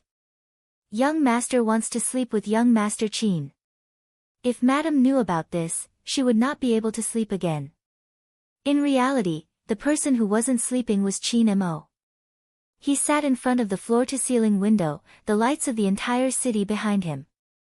In front of him were 3 top-grade alien computers, pure mechanical keyboards and subwoofer headphones. These 3 computers together cost about 200,000 yuan. The cat-like youngster, Coco, was sitting not far from Qin Mo.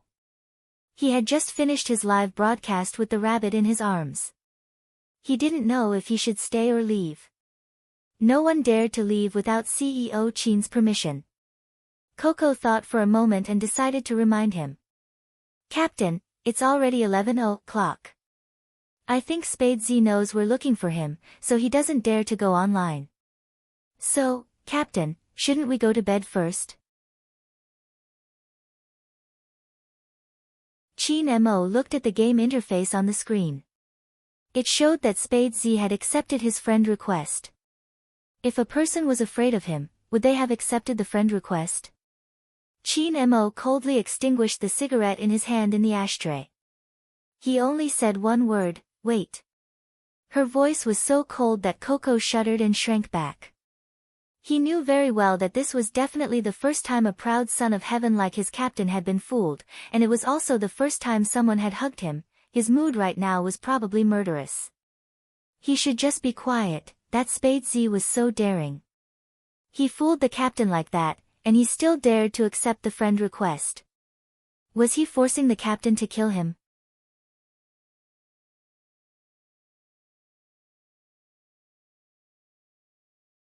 Chapter 23. Chin Mo looked up at him, his eyes deep and special. It was obvious how important this news was to him. Fatty turned the laptop in his hand and said excitedly, CEO Chin, just now, several internet cafes in Jiang City went down at the same time. Ordinary people thought it was a coincidence, guessing that some network virus must have appeared by accident, but that's not the case. We hackers all know that viruses don't come and go so quickly. How could the virus just disappear on its own without any antivirus? This was simply a fantasy story. It's most likely that a hacker launched an attack on the network. So I investigated these internet cafes' networks, and indeed found a problem. They weren't poisoned, but someone activated their latent work mode. That means that tens of thousands of computers in Jiang City are all running for one person at the same time. Coco was stunned, and the rabbit in his mouth loosened. Is it that powerful? Of course. Fatty was excited. You don't even know what this means. The person who can do this is at least in the top 3 in the country's hacker world. But there's one thing that's strange. Nowadays, all big hackers have their own laptops for attacking, but the host computer he uses is in the internet cafes. This style is exactly like that Spade Z. After listening to this, Chin Mo didn't have any expression. He crossed his legs, leaned back, and raised his eyebrows. He was like an ancient emperor, noble and lazy. So, which internet cafe's computers is he using? Fatty paused and coughed twice. There are too many virtual IPs, tens of millions of them searching for something at the same time, and they're all using concealment methods. I can't find out. Hearing this, Chin Mo's eyes turned cold. Fatty immediately said, CEO Chin, this Spade Z is really powerful. I am afraid I'm not his match. As soon as he finished, Coco started to pull Fatty's sleeve, telling him to shut up. Didn't he see that Captain was still upset because he was tricked? How dare he say that he wasn't as powerful as Spade Z at this time? Are you stupid? Chin Mo stood up, took the red wine glass on the table, and swirled it back and forth. The liquid in the glass was like blood, with a sinister aura. He stood in front of the floor-to-ceiling window with his back to the people. He seemed to be thinking about something, as if the whole city was under his feet. Then, he took a sip of the red wine, and his fair skin was covered with layers of coldness. He's looking for someone. Chin Mo tilted his head. There seemed to be night light swirling in his eyes. Fatty was taken aback. Who? Who else? Spade interrupted. But Captain, how did you know he was looking for someone? Chin Mo held his wine glass, his voice calm as he asked, isn't using tens of thousands of computers to search for someone? Fatty slapped his forehead in annoyance. That's right, why didn't I think of that? A fierce search, this person will become Spade Z's next target. Chin Mo's eyes were as cold as a lake, piercing to the bone. There will be more to this. Keep an eye on the latest news and find him. Yes. Just as Fatty's voice fell.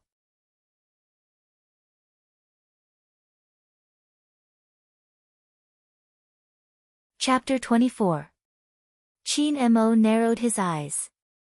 He put one hand on the table and leaned over to look at the computer. His eyes were dark. Just as he was about to do something, a line of words suddenly appeared in his friend's chat box. Spade Z, Almighty Qin, you are trying so hard to find me. Are you secretly in love with me? After seeing that sentence, the temperature around Qin Mo suddenly dropped to the extreme. Coco and Fatty's mouths were wide open. He. How dare he say something like that? Flirting with Captain. He was really looking for death. But they really wanted to see what would happen next. Coco bit the rabbit's ear excitedly. Qin Mo's voice was cold, and each word was bone-chilling. Turn your faces away. Swish.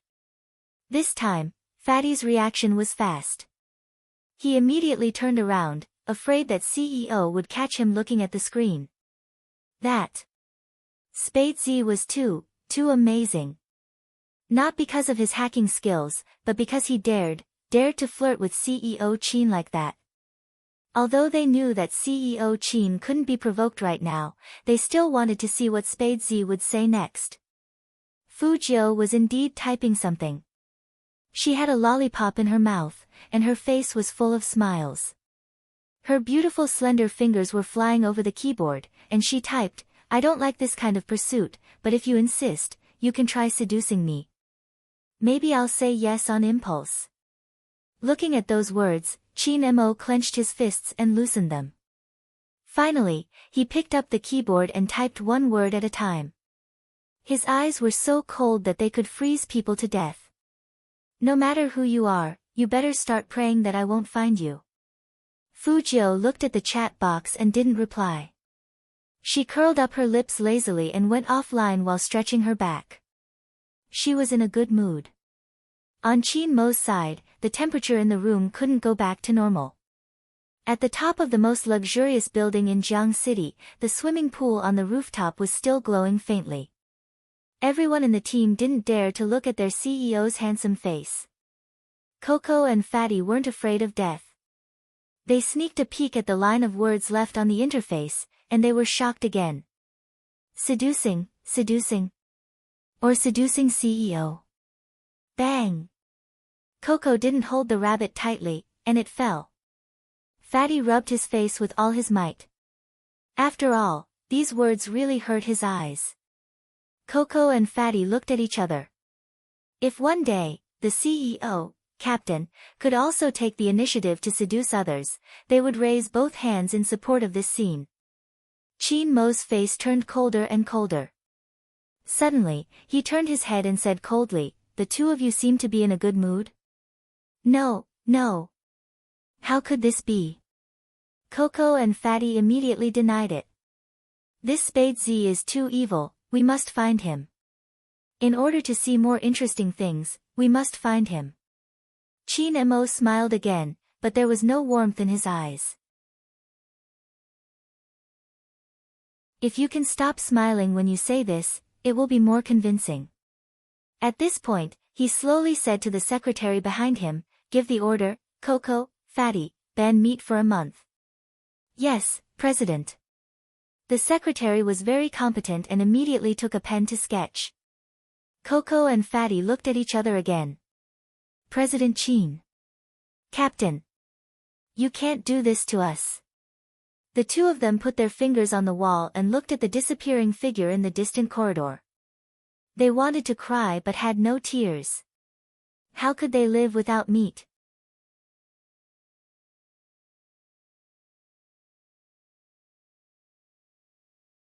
Chapter 25. The night was getting darker and darker. Just as everyone was sleeping soundly, a voice suddenly rang out. In the master bedroom on the top floor of the Fu family's building, the sound of typing could be heard.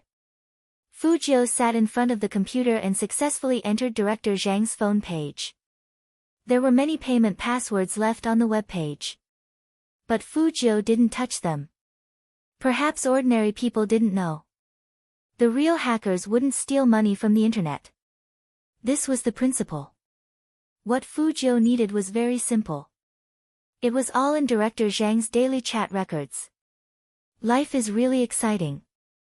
Fu Jiu listened to Director Zhang's chat records with a young woman and curled up the corner of her mouth. I wonder what his wife will do when she finds out. Fu Jiu smiled. Her fingers moved and stopped on Director Zhang's message page. It clearly recorded the details of how he asked for illegal fees from the students' parents. Fu Jiu took screenshots of all these things and was about to edit it into a long article. She didn't expect to receive an unexpected benefit. Director Zhang was probably too lonely, so he asked that woman to send him a photo of her sleeping. The woman agreed. Director Zhang looked at the photo, and his voice was a little breathless. "Oh, my little baby, Big Brother is watching the video." Hearing this, Fu Jiu took off her headphones decisively. She was afraid that she would vomit later.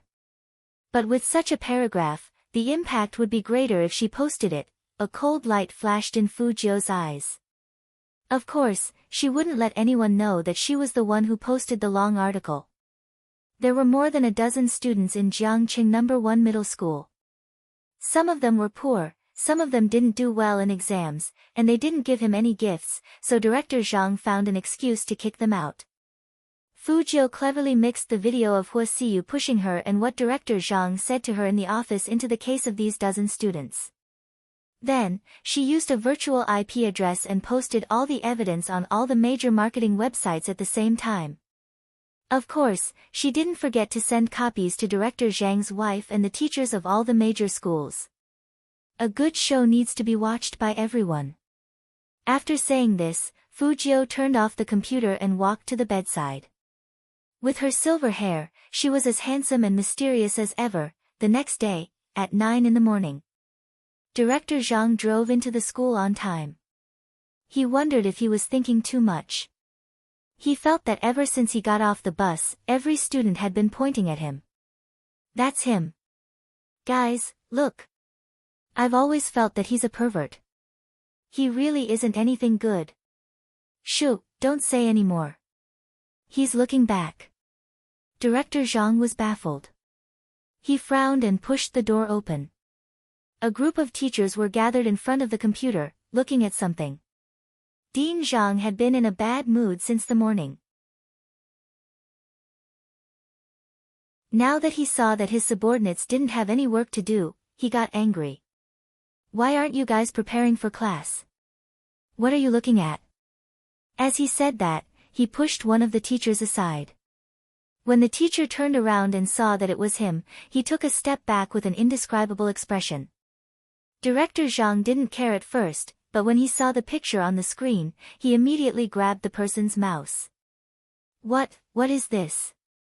What the F***ck is this?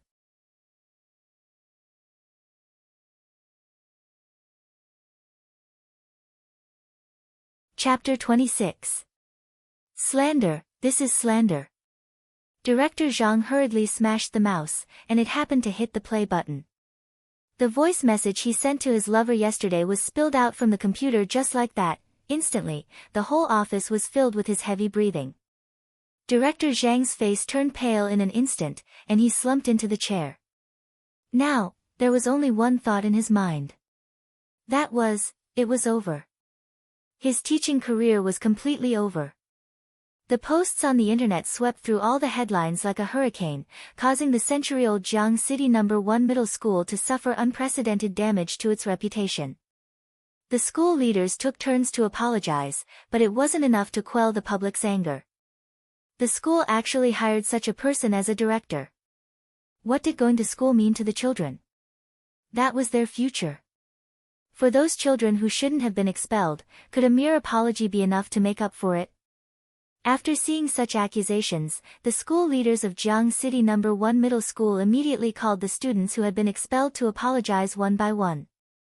Some of those students had already graduated and gone to college, and some of them even directly joined the workforce because of what happened that year.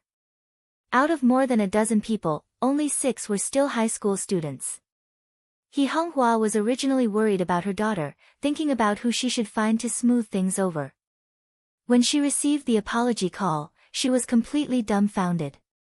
She asked the person on the other end of the phone in disbelief, You mean my Jiu doesn't have to leave?" "That's right, Ms. He. Our school is very saddened by what happened earlier. It was Director Zhang's personal behavior that caused these misunderstandings. Please bring your children back to school on time this afternoon. In order to express our apologies, we would like Director Zhang to personally apologize to these children. At this point, no matter how good Jiang City No. 1 Middle School's PR was, it was too late to stop the situation from worsening. The best solution was to be honest. In fact, rather than saying that Jiang City No. 1 Middle School didn't do anything to save their image, it was more accurate to say that they didn't have time to do anything. Everything happened too fast and too suddenly. They could only stand up and apologize. After He Honghua hung up the phone, she was so happy that she rushed into Fu Jiu's room. Jiu. Guess what? Your school called, and they want you to go back to school today. Ugh. Mom. Fu Jiu hugged the thin blanket and sat up. Her long legs were fair, and her face was beautiful. Because she had slept for a while, her silver gray hair was messy, but it didn't affect her handsomeness at all. Instead, it made her look like a handsome young man. The way she rubbed one of her eyes looked cool and cute at the same time. Even He Honghua, his mother, couldn't help blushing. If her Jiu was really a boy, who knows how many young girls would fall head over heels for him. However, girls were also pretty good, they were considerate. He Honghua said with a smile, "Quick, get up quickly. After eating, let's hurry to school." Good. Fu Jiu said as she pushed He Honghua out. "Ms. He, please give me some private time to wash up, thank you." "Oh, you." He Honghua was really happy. When she went downstairs, she was bouncing up and down. At this moment, Fu Jiu seemed to have woken up. Her thin lips held a smile as she softly spat out the two words she often used.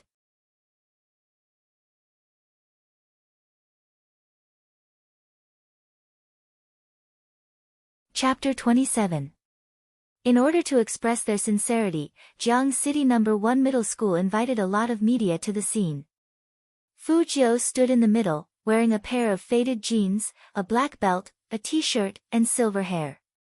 She was so handsome that it made people's hearts beat faster. He Honghua stood next to her, and it was easy to see the joy on her face. In fact, this was the first time her daughter had come to their school since she entered high school. Fu Jiu seemed to think of something. She twisted her ear stud with one hand and said in a low voice, "Mom, that Director Zhang will apologize to us later. Just ignore him and let me answer all his questions." Okay. He Honghua was indeed impulsive, so she naturally listened to her daughter. Fu Jiu and the other 5 students sat together. The reporters were already eager to try. After all, on the internet, everyone was waiting for the follow-up of the incident at Jiang City No. 1 Middle School.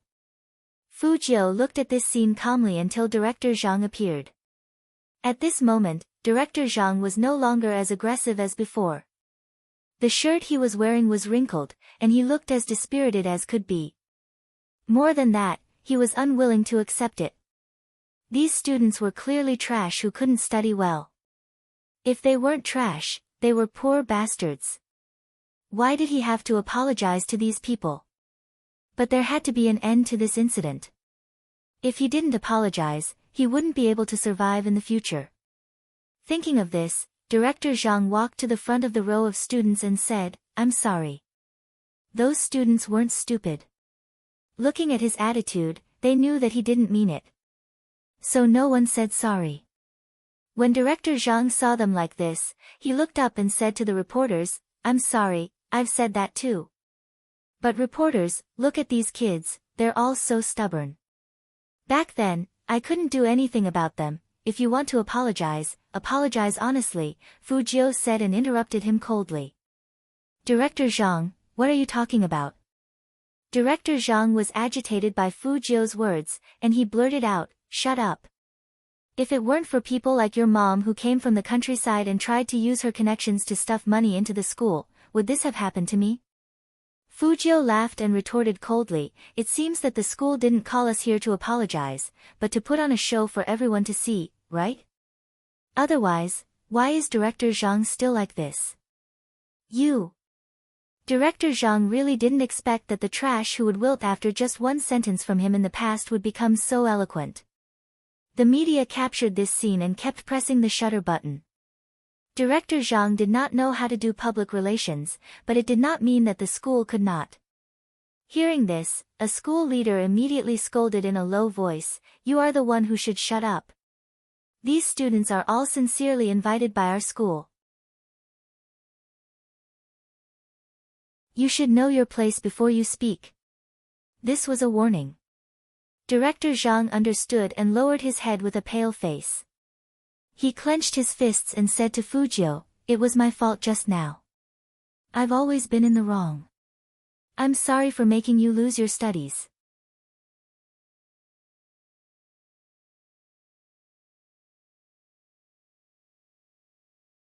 Chapter 28. That was hatred. The hatred of every student who was fired by Director Zhang.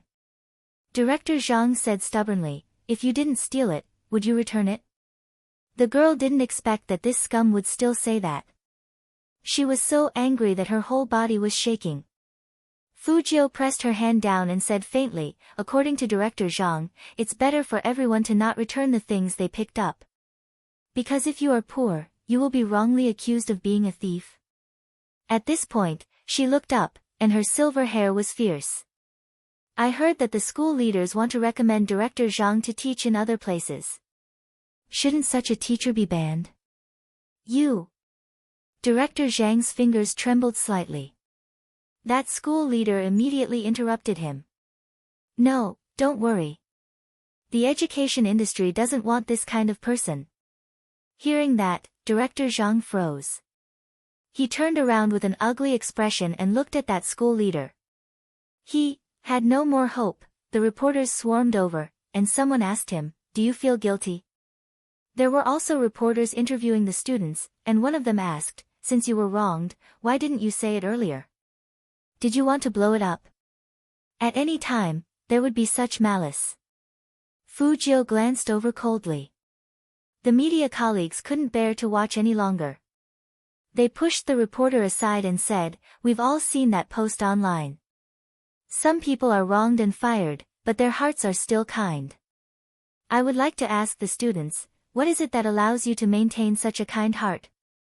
The microphone was handed to the girl who was accused of being a thief. The girl took it and put it in Fujio's hand, looking at her with bright eyes. Fujio smiled and turned around. She looked straight into the camera, and her eyes were like dazzling lights. "Because we all believe that justice may be late, but it will never be absent." At that moment, the students couldn't help but have their eyes turn red. Yes. Justice may be late, but it will never be absent. We have come this far because of this belief. Pack. Chin Mo pressed the remote control of the TV, glanced at his subordinate next to him, and frowned slightly. "Why are you crying?" "When I was young, I didn't know anything except for computers. My teacher told me to study because he thought I didn't do proper work." Fatty rubbed his face as he said, "If Boss Chin didn't poach me, I wouldn't have become a hacker." Chin Mo glanced at the other one. "Rich second generation, don't tell me you were persuaded to study as well." "I'm touched." Coco nibbled on the rabbit's ear. "That bad director deserves to be destroyed. Captain, you should call your mother right now and make sure he can't go anywhere." Hearing this, Chin Mo tilted his head and lit a cigarette, his gaze calm. "I don't have to do anything, someone will make it hard for him." "Who?" Coco was surprised. Chin Mo's slender fingers flicked the silver lighter in his hand. Spade Z. Hearing this, Fatty and Coco immediately jumped up. "Boss Chin, are you saying that Spade Z was the one behind all this?"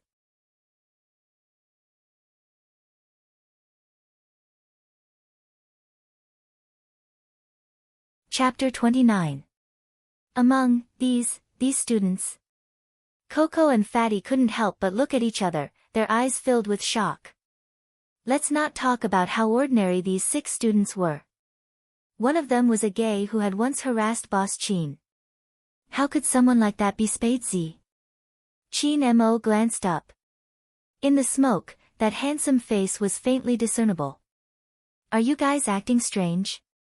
Didn't I say before that Spade Z is a student? But how can Boss Qin be sure that Spade Z is among them? Fatty still didn't understand. Qin Mo glanced at the news page, a fatal sentence. Because only the victim would want to seek justice. Fatty paused for a moment and immediately understood. If the King of Spades was here, the range could be narrowed even more. Because only 4 of them were men. The registered account of the King of Spades didn't have a gender display either. But judging from his style of doing things, he should be a guy. That night, at the Fu residence, Fu Jiu took out the USB.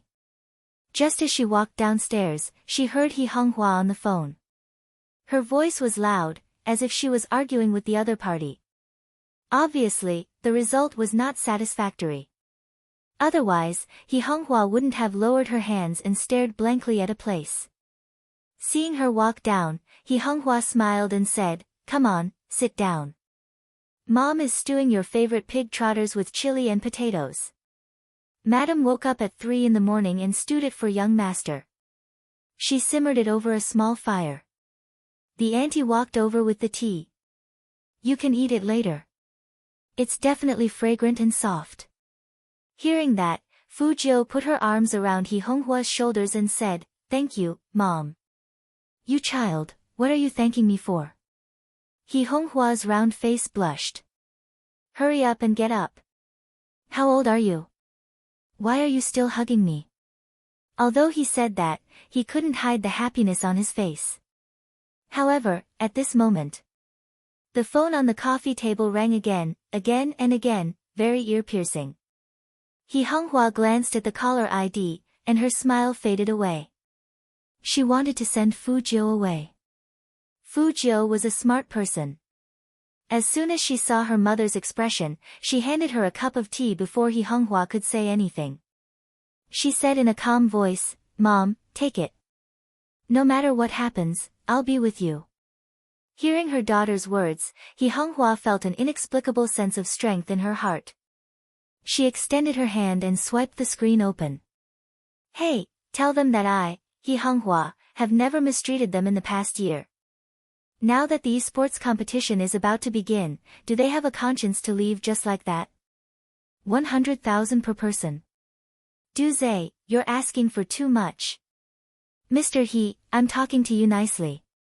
Look at you, what's with this attitude?" Duze's tone seemed to be specially used to annoy people. "Fortunately, I left early and followed Sister Qing. People from the countryside are from the countryside. How can they be so short-sighted?" President He, for the sake of my kindness, Duze, will also give you some advice. Hurry up and divorce President Fu.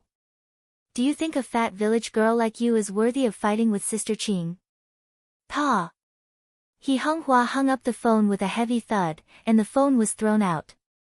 Her chest was heaving up and down violently, and there were too many emotions in her eyes. Anger, sadness, and indignation. Then, she saw Fu Jiu looking at her, and she immediately said, "The pig trotters in the pot should be ready. Mom will get you a bowl."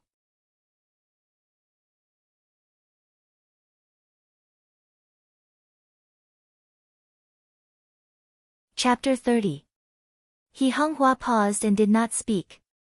Fu Jiu raised her eyebrows and looked at Qin Xiaodong, who obviously knew the answer. "Tell me, what's going on?" He didn't say anything unnecessary, just like the young master who had just woken up in the hospital that day. Qin Xiaodong was shocked. He couldn't help but say, "It's all because of that third." Fu Jiu tilted her head.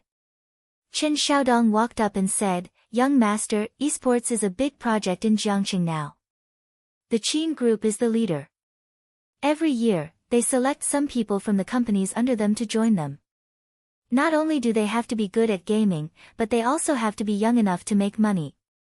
Madam had taken a fancy to this, so she had spent money to hire some gaming experts from school. She had provided them with food and lodging and trained them for a year, just so that they could participate in this year's esports preliminary competition. As long as they could stand out in this competition, they would be selected by the Qin group and signed as professional players. At that time, Madam would also get a lot of profits. However, at this time, the three groups of agents had poached all the talented players from the company. Now, there were only some ordinary players left in the company. If they continued to participate in the esports competition like this, they would only be eliminated. At that time, not only would the company lose a year's worth of investment, but it would also lose its business license. The third one did it on purpose. At first, Madam could still handle it, but later, young master was fired. The third one told the partner of the company that. Say what? Fujio's voice was very calm, and she gestured for him to continue. Chen Xiaodong glanced at He Honghua hesitantly. In the end, as if throwing caution to the wind, he said, they said that young master likes men and won't be successful in the future. After hearing that, those people decided to withdraw their investments. Madam can no longer maintain the company. Hearing this, Fujio's eyes darkened. Her silver hair was bone-chilling. He Honghua said anxiously, Jiu, don't listen to Xiaodong's nonsense. People have to come up with a solution. Do you think your mother is so easy to bully? Don't worry, no matter how poor your mother is, I will make sure you eat and drink well. Mom. Fujio looked up and smiled. You're wrong. I should be the one taking you to eat and drink. Isn't it just playing games? Me too. He Honghua smiled brightly. I know you know how to play games. Plants vs. Zombies, right? Alright, that's not what the esports competition is about. Come, let's eat first. I still need to make a trip to Huai City. At that time, He Honghua didn't know that Fujio really knew how to play games. After the meal, Chen Xiaodong was stopped by Fujio. Come here.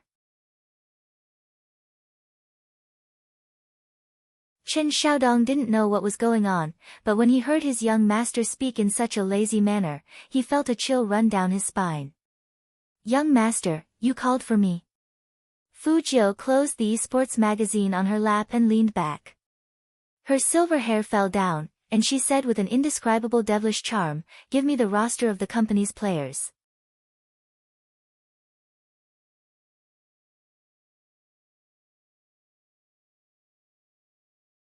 Chapter 31. Give it to me. Two very cool words. His voice was cold. Chen Xiaodong immediately turned around and took out some documents for Fujio. Fujio only flipped through 2 pages and went upstairs. Chen Xiaodong didn't know what his young master wanted to do. He listened carefully and heard the sound of the game. That's right. After Fujio got the player information, she logged into Hero and glanced at the rankings of all the regions. She put her finger under her chin and thought. Finally, she moved her fingers and opened her friend's page in the game. She sent a message to Qin Mo, Almighty Qin, how have you been these 2 days? Have you been looking for me hard? At this time, Qin Mo was still sitting in the company, having an overseas meeting. After all, he was in the business of online games, so it wasn't strange for his computer to be on. The atmosphere in the meeting room was extremely cold. A ding sound was heard. The emperor-like man sitting in the middle tilted his head, and a faint light flashed across his deep eyes. He raised his hand, signaling for the meeting to be paused. Not only were the senior executives of the group stunned by this gesture, but even the secretary behind the man was in disbelief. It was important to note that Boss Qin would never have any interruptions during a meeting. Why did he, for a game? But everyone just watched as the handsome man picked up the laptop with one hand and walked out. What's going on? I don't know. There was a whisper in the meeting room. Qin Mo remained in that position, leaning against the wall and looking at the only friend in his friends list, Spade Z. His long fingers paused for a while before he typed on the keyboard. Not really. Fujio looked at those 2 cold words and then looked at his character image. She chuckled lightly and sat on the chair with a lollipop in her mouth. She replied lazily, Almighty Qin, it will be hard for you to find a girlfriend in the future if you say one thing but mean another. Once again, Qin Mo had the urge to kill her. His deep eyes darkened again. His thin lips curled up slightly, and he sent a line of words. You like lollipops, don't you? They taste like chocolate. Fu Jiu looked at the computer screen, and her back suddenly froze. If she hadn't been in her own room, she would have suspected that someone had pressed a camera on her. But when she thought about it carefully, it was impossible for the other party to confirm that it was her. Otherwise, he would have called out her name long ago instead of mentioning lollipops. This man, it was one thing to have a devilish appearance, but he was also so two-faced. But how did he know that she liked to eat lollipops? Could it be, that time on the rooftop? Fu Jiu's eyes flashed, and she laughed. Looks like I need to be more careful next time. Almighty Qin is indeed different from others. He was too difficult to deal with.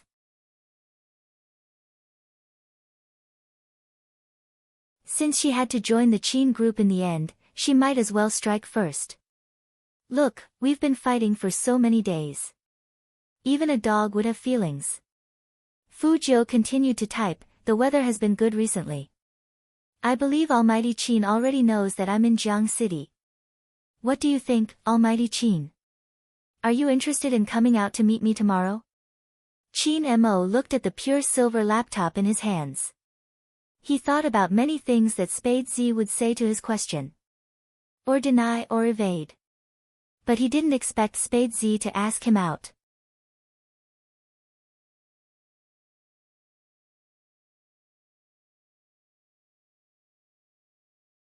Chapter 32. Qin Mo's eyes deepened, and he didn't reply immediately. Fu Jiu wasn't in a hurry either. She sat on the chair, put her fingers under her chin, and looked at the chat box. After about 5 seconds. Finally, a word appeared on it. Okay. It was from Qin Mo. Fu Jiu wanted to ask more, such as where to meet and how to contact him. But she was interrupted by the other party. I'm still in a meeting. We'll talk about the details later. His commanding tone was cold without the slightest bit of warmth.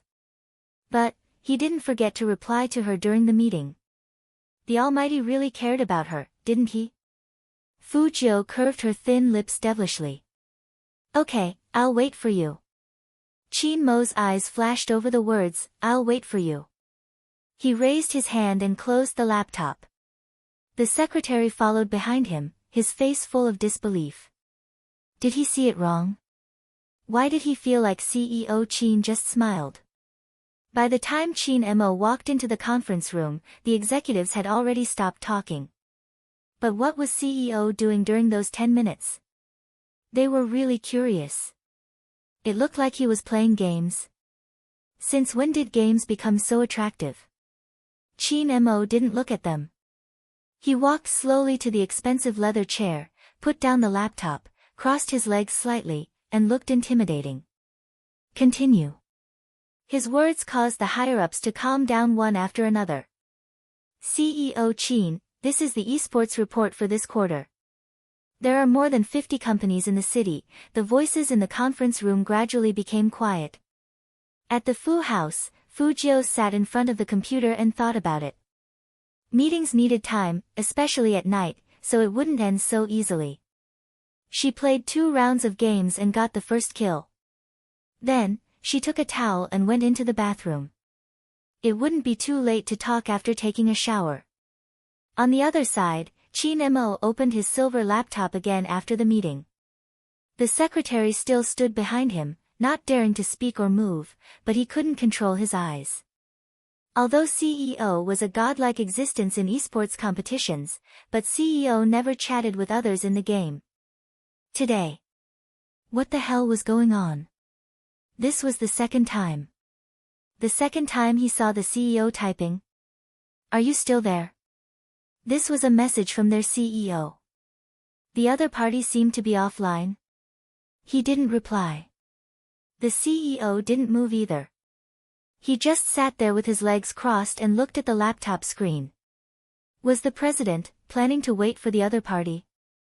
The secretary felt that she was shocked again. What kind of person could make the president wait? Yes, I just went to take a shower. Fujio saw the message when she came out of the bathroom. She opened the message with one hand and wiped her hair with the other as she replied. Droplets of water flowed down her silver hair and slid down the side of her face, which was hard to tell if it was a female or not, and into her white shirt. She looked really seductive. Chin Mo sat in the huge conference room. When he saw the reply, he asked curiously, "Are you a girl or a guy?" Fujio paused, and her eyes flickered. "Male." After replying, Fujio typed with both hands and added, "What? Almighty Chin, don't tell me you've fallen for me." When Chin Mo heard this, his originally cold black eyes suddenly lit up with a terrifying flame. The secretary standing behind him could not help but cough violently.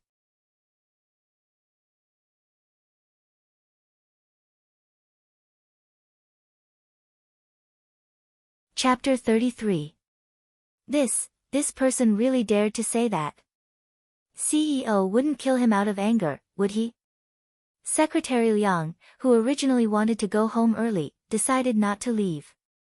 Watching CEO being flirted with was more interesting than watching TV at home. What a pity.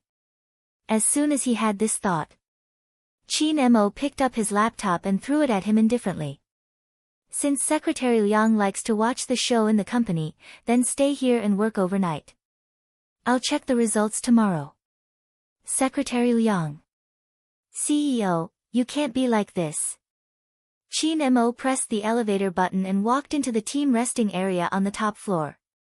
He raised the corner of his mouth, and that smile slowly blossomed, like a peerless ice flower in the Arctic.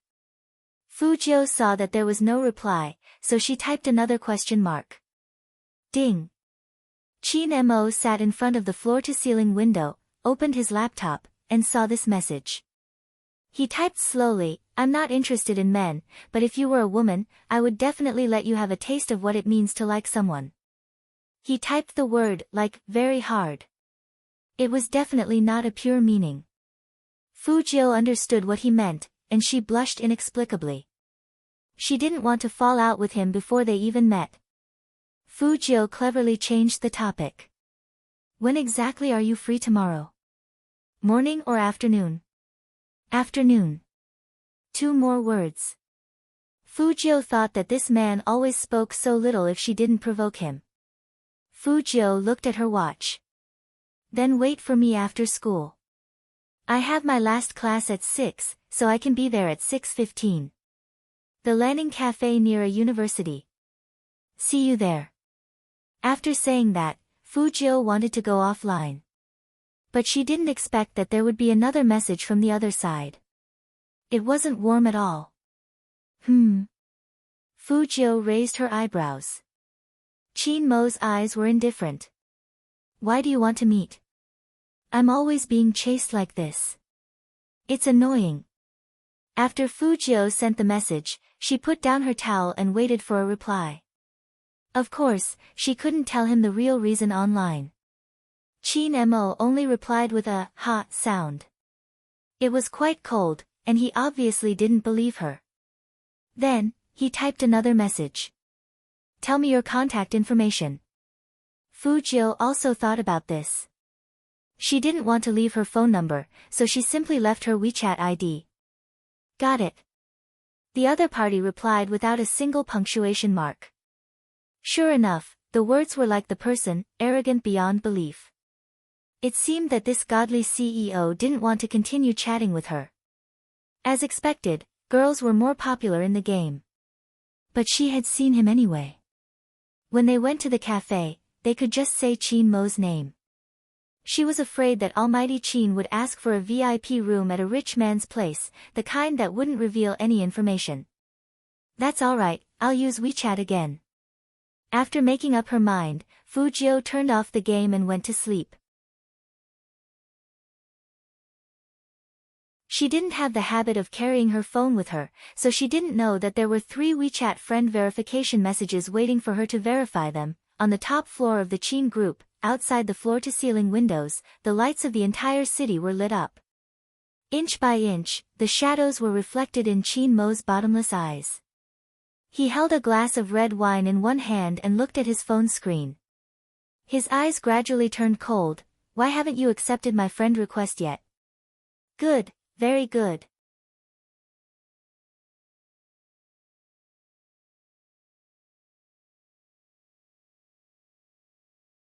Chapter 34. The next day, Fujio took her wallet and was about to go out in her school uniform. Young master, wait. Driver old Wang was still eating fried dough sticks. I'll start the car now and take you to school. Young master seems to be up earlier than yesterday. No need, I'll skate over. Fujio stood in front of the door and pointed at the skateboard under her feet. Driver old Wang was surprised. You're not taking the car. Uncle Wang, you don't have to wait outside anymore. It's autumn, and it's getting colder. You're old, so I can go by myself.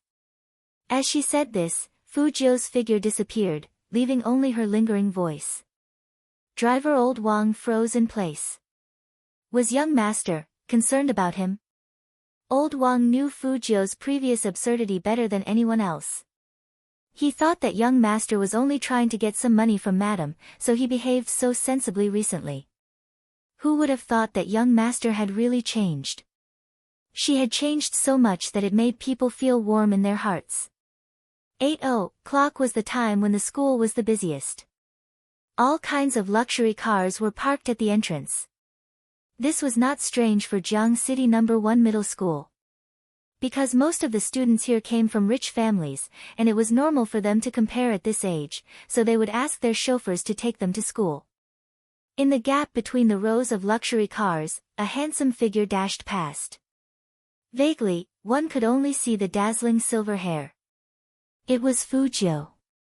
Her left leg was on the skateboard, and she was wearing a big black headset on her head. Her school uniform fluttered in the wind as she bent her knees, revealing a part of her fair waist. The lines were so beautiful that many girls wanted to take out their phones and take a picture of them.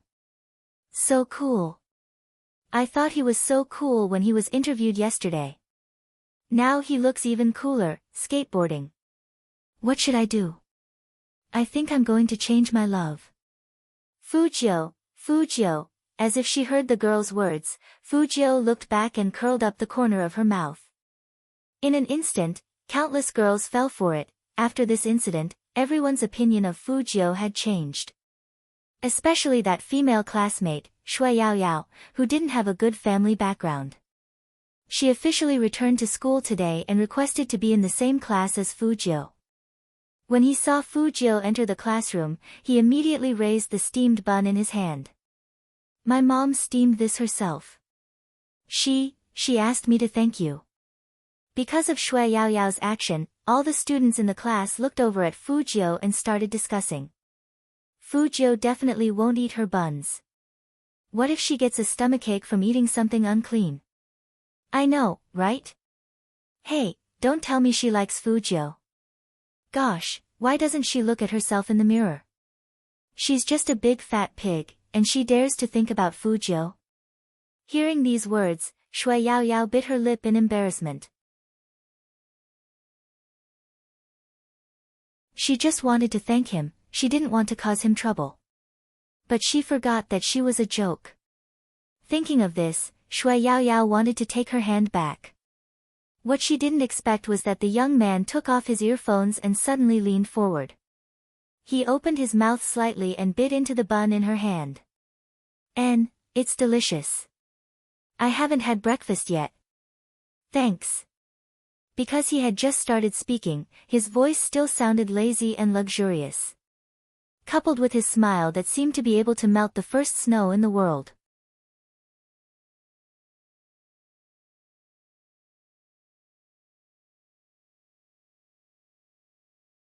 Chapter 35.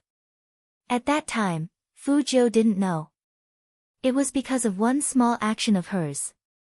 From then on, Shui Yaoyao swore that she would protect this young man. Because he protected her, Fujio didn't think she had done anything that moved people. But when people expressed their gratitude, of course, she had to accept it sincerely. Although she was a person who cared about appearance, she didn't like it when people mocked her appearance and body shape. What's wrong with being fat during puberty? It's normal. She went back to her seat with the fragrant bun in her mouth. Fujio turned on her phone.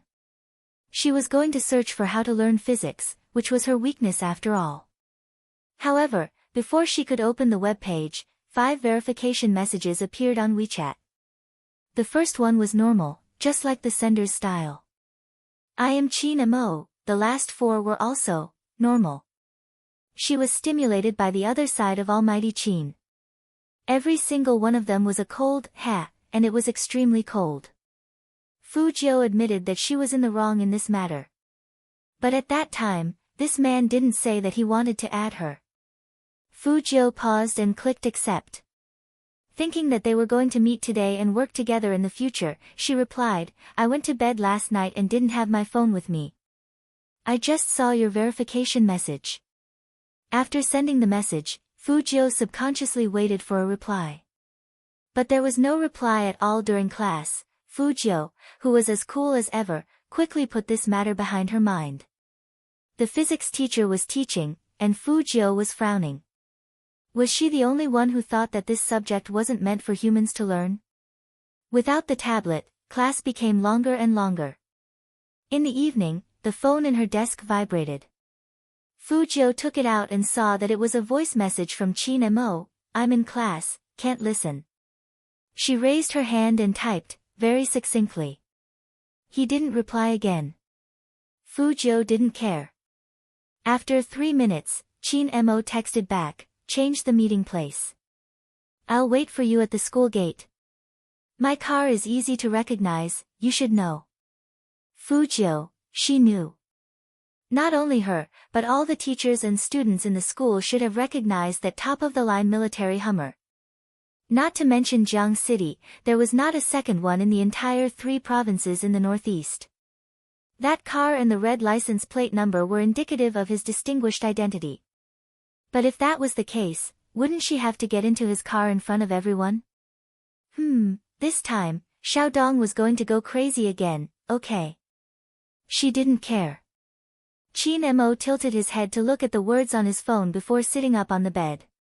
He looked like he had just woken up. His dark eyes were still a little heavy, and his white shirt was half open, revealing the man's strong, honey-colored chest. Every inch of it was seductive and sexy, and it was enough to make one's nose bleed. He tilted his head. His hair, which had been trimmed to the point of perfection, slightly covered his eyes. Suddenly, he seemed to have thought of something and replied in a domineering tone, don't turn off your phone again.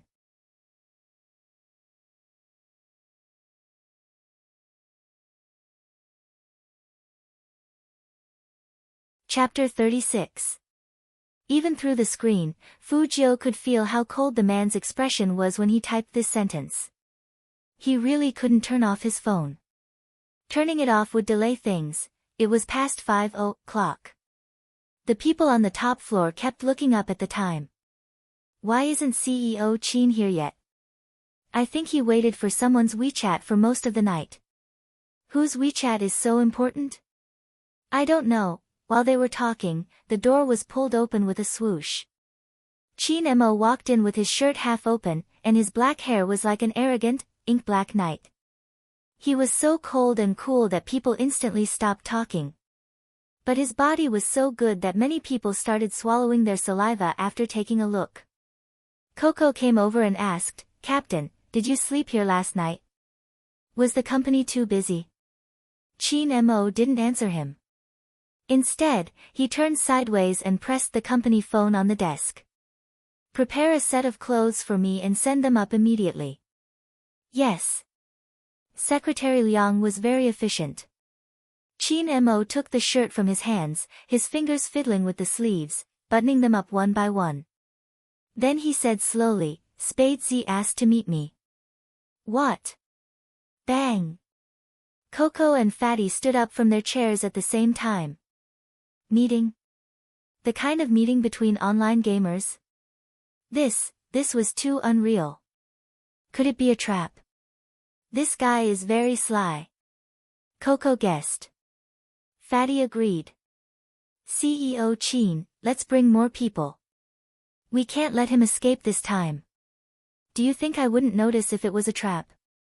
Or? Chin Mo looked up casually, and his eyes were cold. Are you reminding me of the time I was tricked? Coco and Fatty froze at the same time, and their scalps went numb. No, sob, the CEO is so scary today. At the same time, the last class had started. Usually, at this time, no one was in the mood to study. Everyone was looking down at the time on their phones. Fujiu was no exception. After all, she had an appointment. The English teacher knew that they couldn't listen anymore, so he thought of a few questions to lighten the mood. Then he called Fujiu up. What kind of girl do you like? What type of girl do you like? Everyone in the class knew that Fujiu was always the last in the exams. He couldn't understand English at all. Although some girls were interested in this question, they knew that Fujiu couldn't answer it. Jiang Feiyang sat next to Fujiu, looking like he was watching a good show. Xue Tingting was anxious. She took out a pen and poked at Fujiu's uniform from behind, writing one word on the paper, beautiful. As long as Fujiu could answer with one word, she would pass. But she was afraid that Fujiu didn't even know this word. The teacher was also looking at her. Fujiu smiled. Her thin lips parted, and she spoke fluent English. Do you think I don't have feelings just because I'm poor and ugly? If God had given me beauty and wealth, I would have made it as hard for you to leave me as it is now for me to leave you. Her voice had always been pleasant to listen to. Now that she was using an authentic British accent to slowly recite those sentences, it was full of exotic magnetism. Almost all the students in the class were intoxicated by it. This is. The English teacher was very excited. The original sentence from Jane Eyre. It seems like the teacher likes this book very much. The heroine in the book is my type. Fujiu was still smiling, and she winked at Xue Tingting behind her. So handsome and bewitching.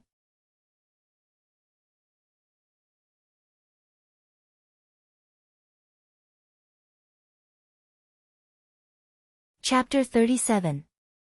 The English teacher took the lead in applauding and gave unprecedented affirmation, asking the students to learn from Fujiu. Jiang Feiyang's eyes widened. He originally wanted to see a joke, but he didn't expect to see this little weakling in the limelight. Fujiu sat down, glanced at him from the corner of her eyes, and curled up her thin lips.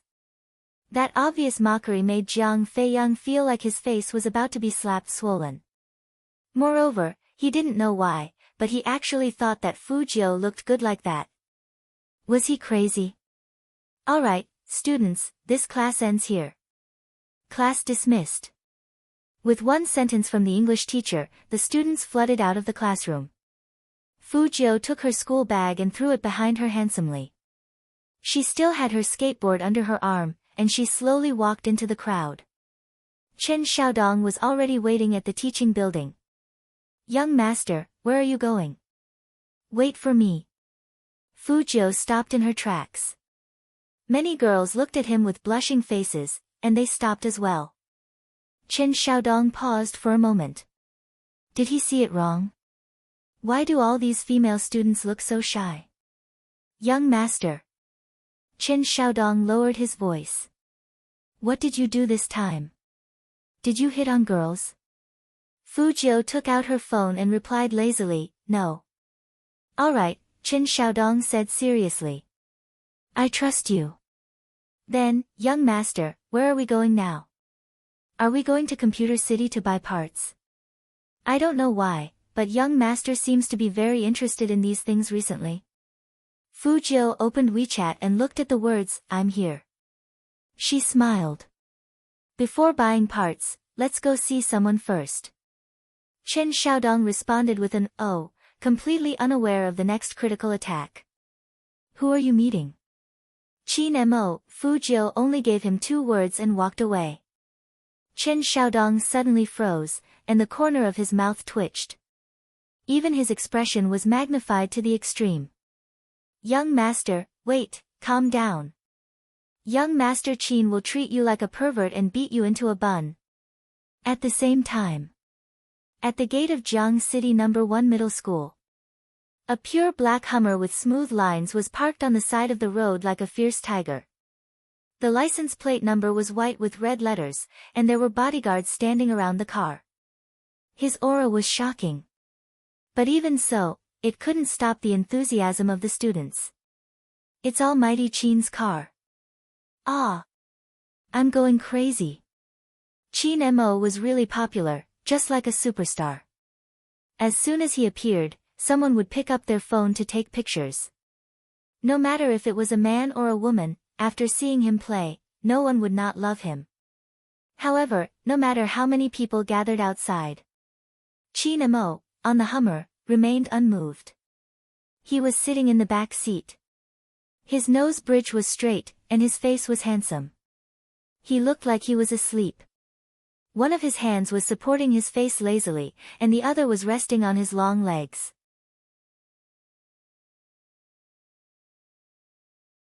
His long and narrow eyes were slightly closed, and he looked very careless. But when his WeChat beeped, he suddenly opened his eyes. His eyes were as evil as the night, as though he could see through everything in this world. Qin Mo unlocked his phone, a line of words appearing on the screen. I'm heading that way now. Coco, who was sitting in the passenger seat, also heard the sound, and for some reason, he became excited. I've been playing games for so long, but this is the first time I've met an in-game character. What does Spadesy look like? It couldn't be a burly man, right?